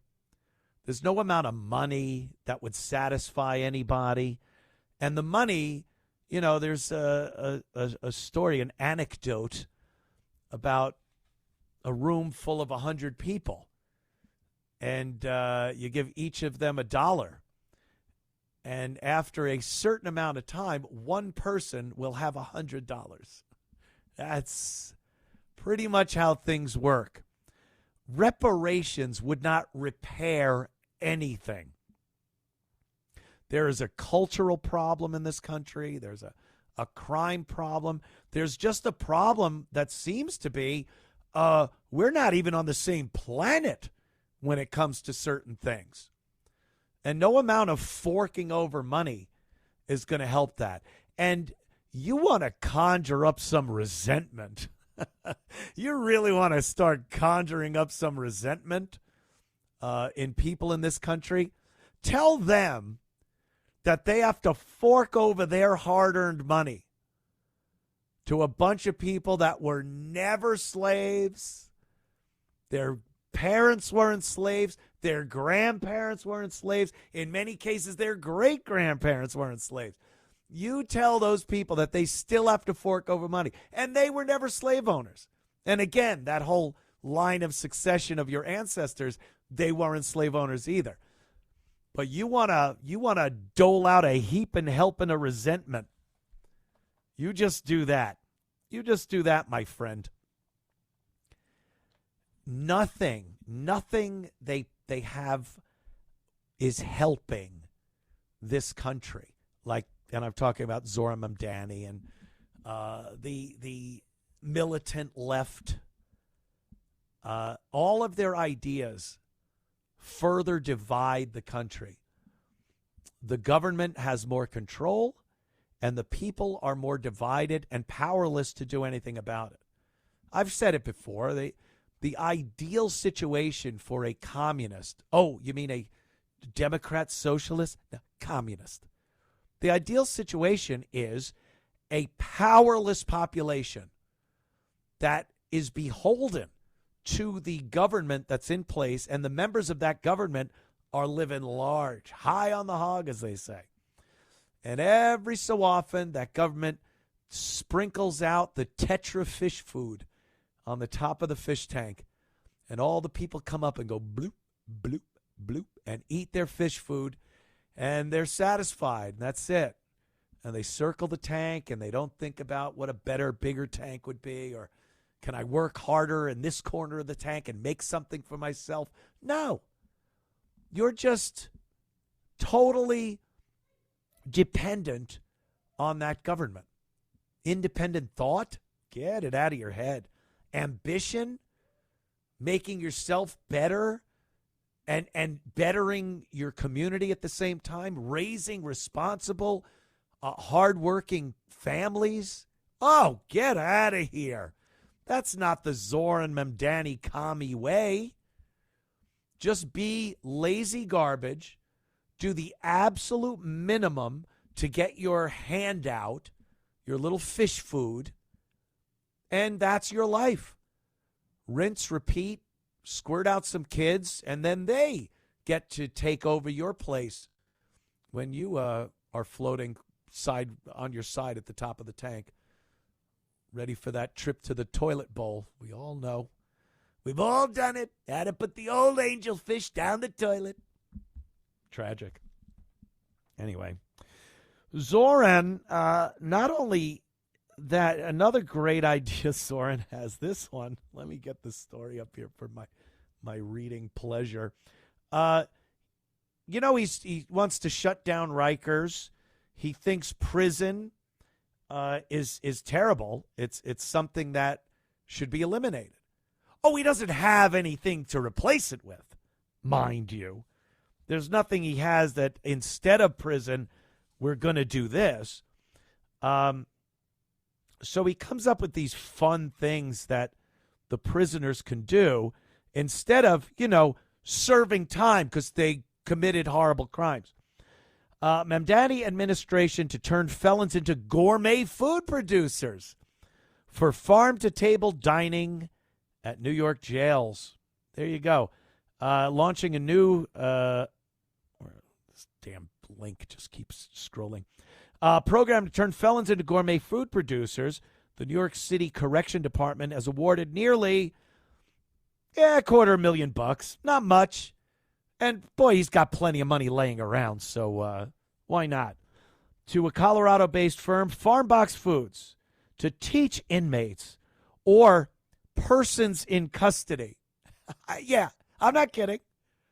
It's not inmates anymore. They're persons in custody. At Rikers and other municipal jails, how to vertical farm in an urban setting. Vertical farm in an urban setting, or your jail cell, whatever that may be. So they want hydroponic gardens and teach the prisoners how to grow their own food in the jail. Do they really think everyone in prison is like the movies? Do they think it's a movie and they're all there because of some dumb luck, or they fell through the cracks, or they had to feed their family? They honestly think everyone in prison is a stellar citizen that just tripped on the way to a wonderful career and life. And I hate to think what some of those gangs are going to do with the corn cobs they grow, because I've seen some movies, and if someone's growing salads, well, you know where that's going. All right, people, back in a flash. Going to take a few calls, and we'll be back in moments with more of the Anthony Cumia Show. Got something else here on Zohran Mamdani, your commie mayor of New York City. Of course, he's trying to put in place this pied-de-terre tax. Pied-de-terre. I shouldn't have to speak French in order to do a story.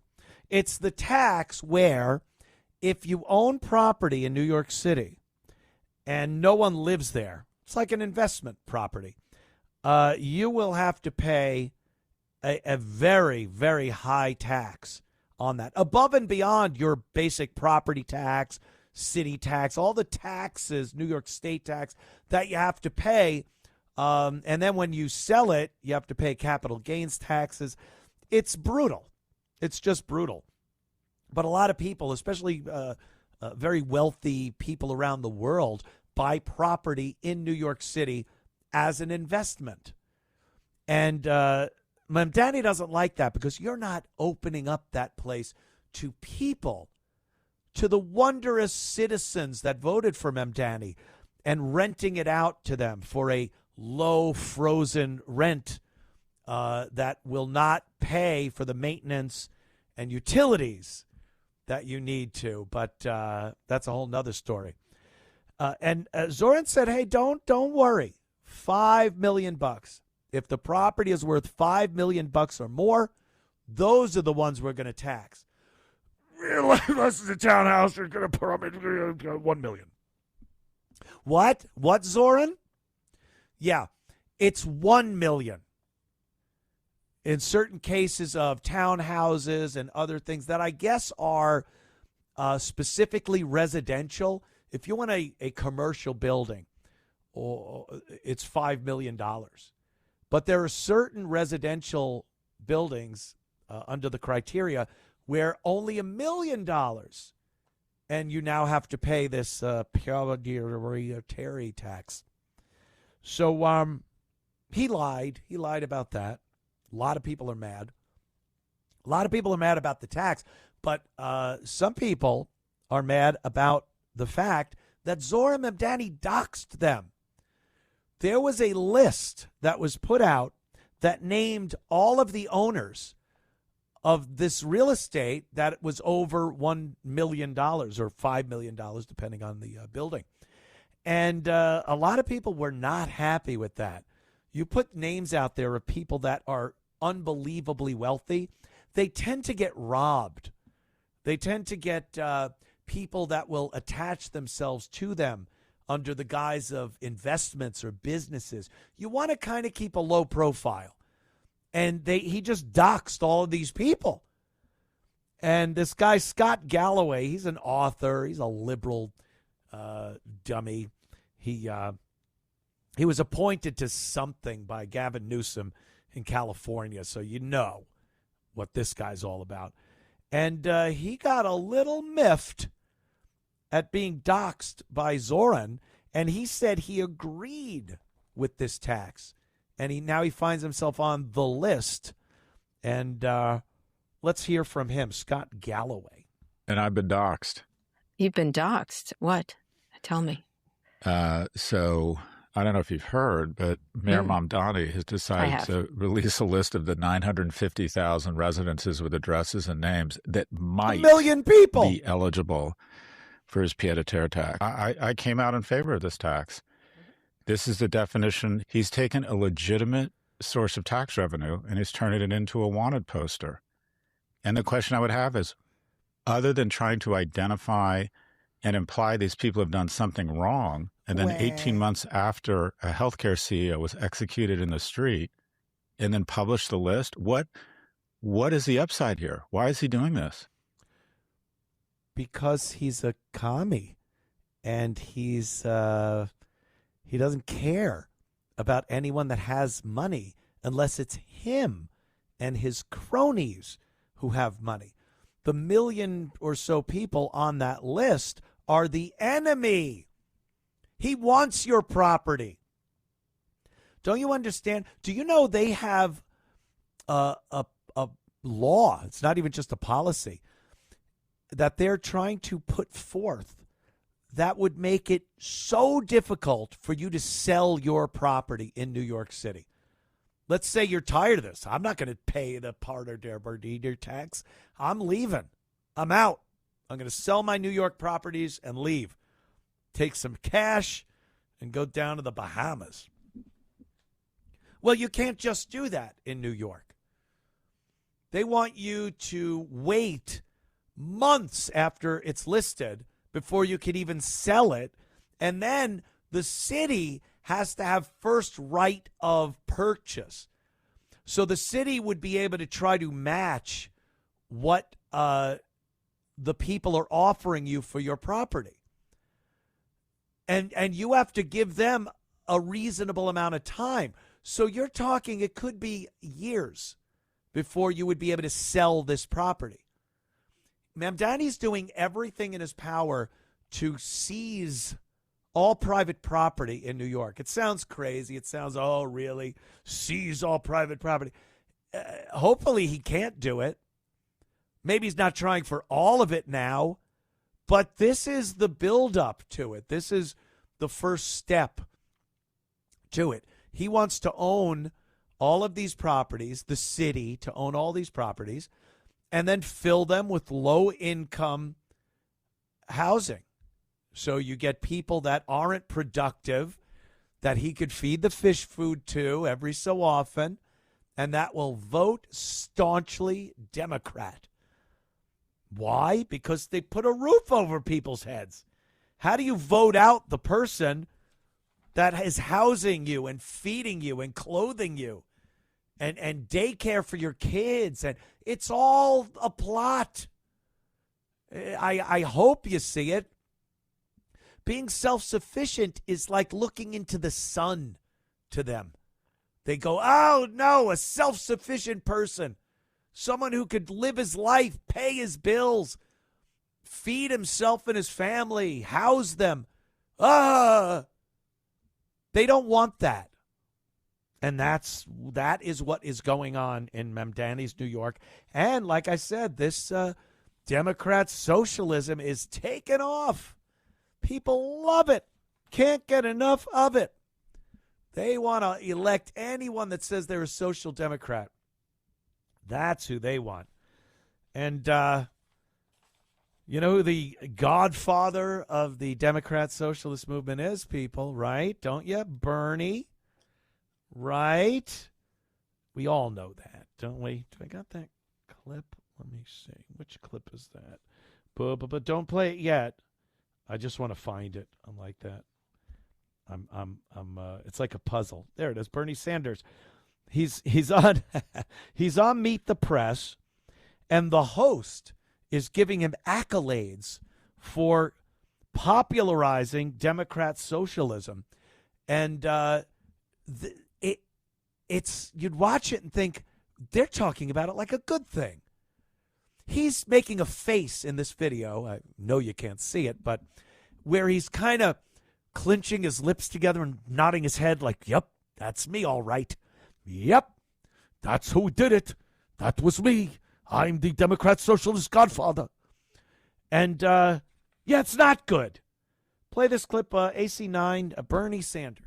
You really were one of the top people who brought democratic socialism into the mainstream, Senator. And a new poll finds that 1/3 of Democratic-leaning voters now identify as democratic socialists. And we've seen, quite frankly, democratic socialists win in primaries throughout this election cycle so far. But are you confident that democratic socialists can win in general elections in purple states? Well, I am, but I'm mostly confident that the American people know that our country today is moving in a very, very bad direction. There you go. There you go. See, he won't directly say Democrat socialism and thank you very much for that accolades for me being the start of the popularity of Democrat socialism. He won't say that.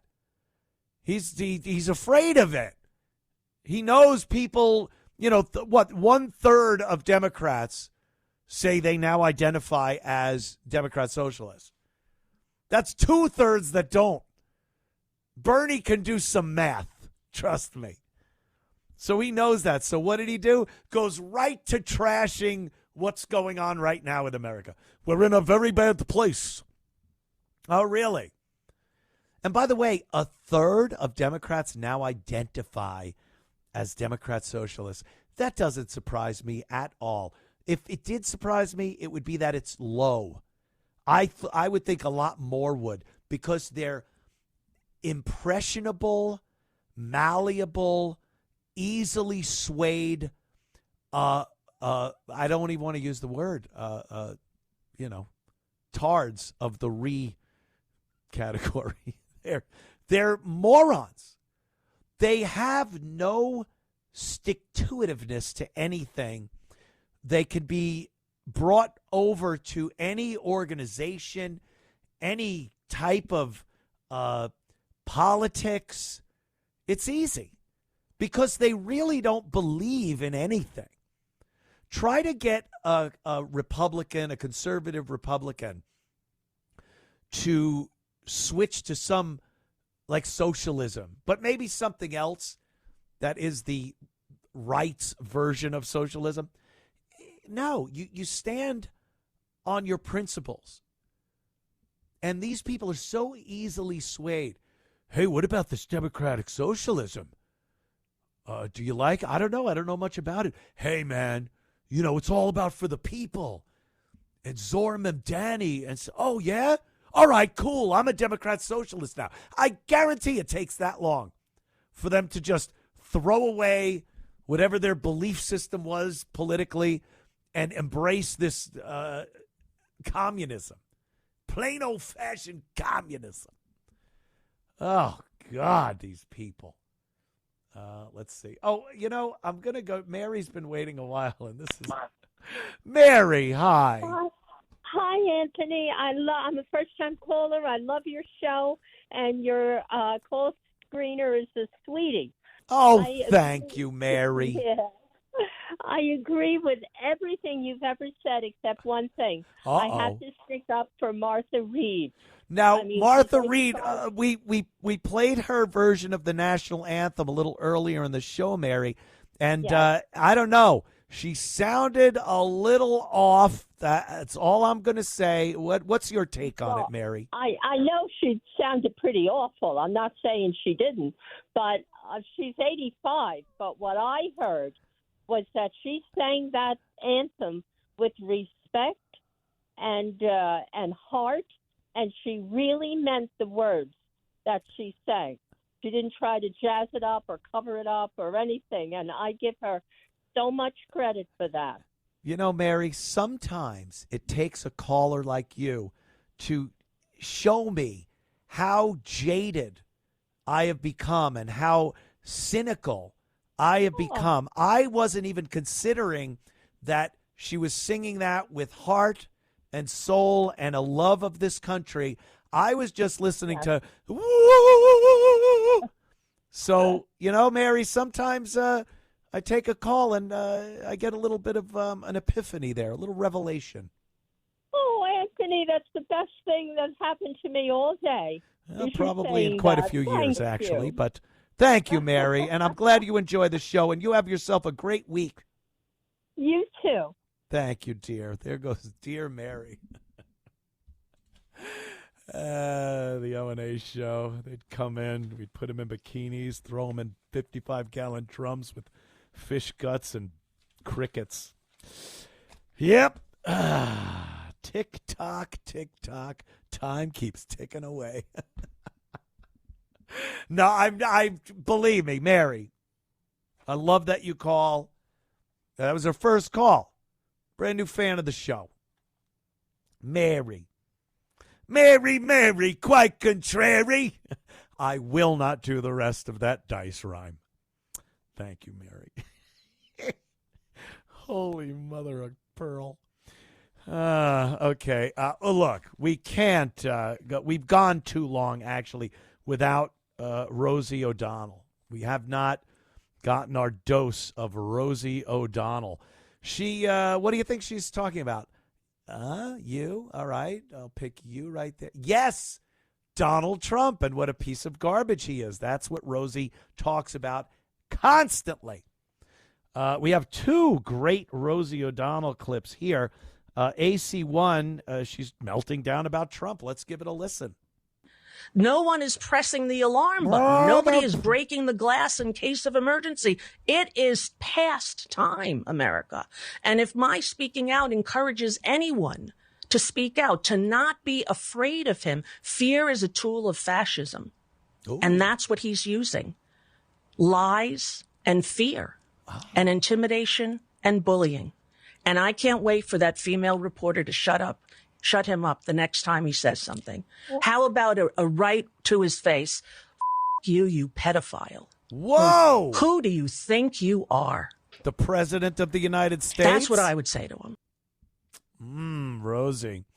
The way she talks about the Trump presidency or the presidencies, we're halfway through Trump's second term.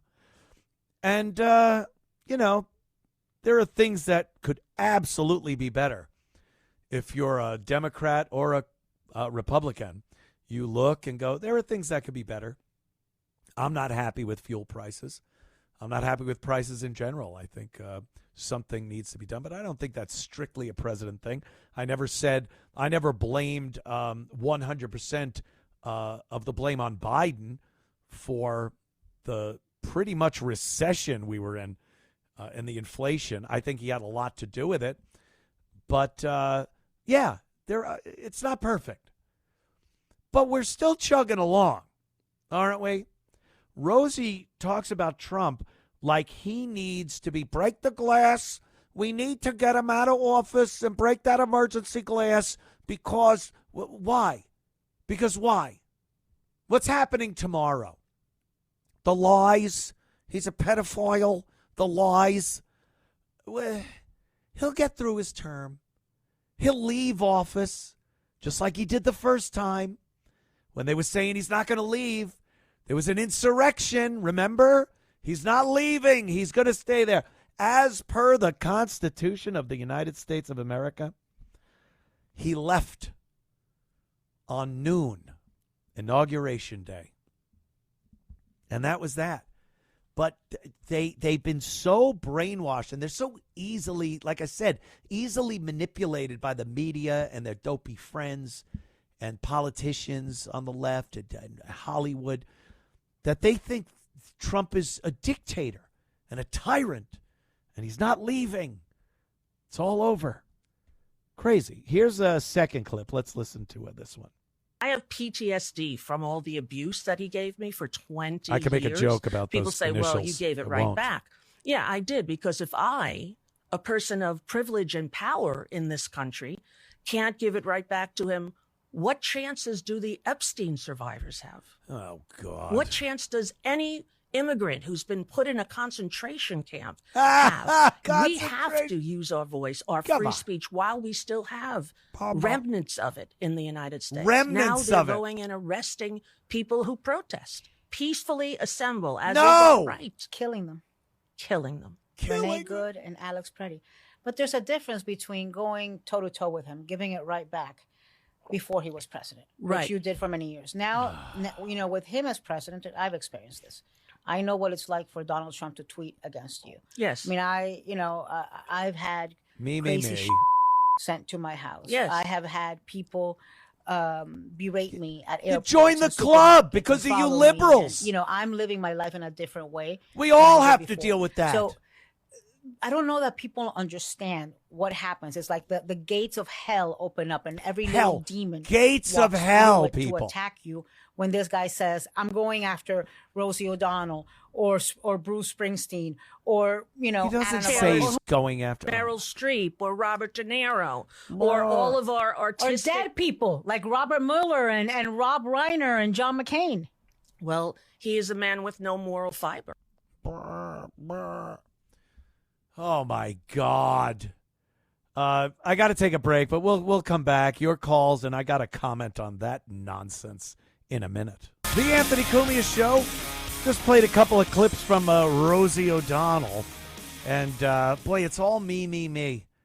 Oh, he went after me. He comes after me all the time. What? When he says, get Rosie, go after Rosie. He never says that. He brings you up when he's talking about what a tool you are.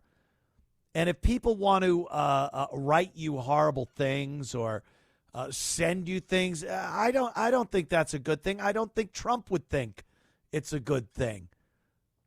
But look, we live in a time where difference of opinion can get you nuts that come out to get you. That's what it is. They're crazy people that don't like your opinions, don't like your take on politics, and they come after you verbally, online, and then the real nutcases send you things and, God forbid, show up. But that's where we're living. And if you think it's only Rosie O'Donnell and one of the gals from The View that are getting that kind of feedback, you're out of your mind. People on the right, people that are Republicans or conservatives, get that hate and that the threats a lot more than people on the left do. A lot more. Because people on the left are violent mental patients. We see it. They're violent mental patients. Oh, please, no one cares what Rosie is up to. I guess she came back from Ireland to do I'm in a Broadway show, and it's very good. And then she starts just spouting her Hollywood friends. Oh, he goes after everyone. Robert De Niro. Yeah. Have you heard Robert De Niro and what he says about Trump? The mutt. I'll take him out back. I'll hit him. The mutt. I'll punch him in the what? Did Rosie have anything to say about that? No? Interesting. Rob Reiner? The crap he was saying about Trump. Yeah. What's Trump supposed to do after he raises his own murderer? Terrible, horrible thing. He was a great guy. No. He was a terrible person. What kind of father raises their own killer? My God, man. Terrible. All right. Let's go to, who is that? Lenny. Lenny in Westchester. My last call of the evening. What's up, Lenny? Oh, hi, Anthony. Your How show you is doing? terrific. Thank you, my friend. Yeah, you know something? The communist Chinese, they sent the virus here, and they had to be laughing their heads off when the Keebler-Elves took the fifth for something that the communist Chinese leaders did. They sent it here. Why is all the commentators afraid to say that? Because their bosses are the communist Chinese in Saudi Arabia. Of Those course. are your bosses are now. Open Lenny. borders. Lenny, Go ahead, a million a year come in. Lenny, ahead. when they said, when Trump said the China virus, look what they did. Oh, my God, you're racist. That's a terrible thing to say. It was literally the China virus. And now they made people so afraid to say it because you'd be dubbed a racist. This is what they do, Lenny. Because the Chinese communists are now, and the Saudi Arabians are running America now. You know, you get 1 million third worlders in here every year, and you know the other lie they're saying is college kids are doing the left-wing voting. Yeah, those congressional districts that the lefties won in New York, there's no white people in those districts. All Hispanic and black and third worlders in there. They voted for them. Why are you lying and saying it's white kids? And why do you beat your chest when you say, oh, all the commies in America are white? Why do you beat your chest like a gorilla for when it's not true? We let 100 million illegals into this country, turning America. You got 2 commies running for mayor in California there. What do you think? California, you know what California is? It's a suburb of Mexico. That's what it is. Because you're open borders. And you people didn't give a damn when California was being invaded because it wasn't in your backyard. Well, No. let me tell you something, folks. California's part of America. And what goes on there, you're going to have to pay for it through your taxes and people running out of California. That's what they want to do in New York City now with Mommy Tommy. He's talking about real estate. He's the biggest slumlord in the world. He's in charge of all the housing projects. He can't even deliver heat in the wintertime to half of them. But of course, people are stealing the pipes and the electrical wires out of here, too. Those are the third worlders for you. All right? So listen, you should be asking, everybody should be asking in this audience, people who you know, why didn't you vote for Pat Buchanan? We wouldn't have been in this mess. I hear you. He's Lenny, the man that is thank you, greatest. sir. Lenny, I got to go. I love him. Yeah. Thank you, everybody. Another banger of a show here, the Anthony Cumia Show. And we will be back next Sunday. Same Anthony Cumia time, same Anthony Cumia stations. We do appreciate your support. And have a good week, everybody. Don't be too down. And we'll see you then.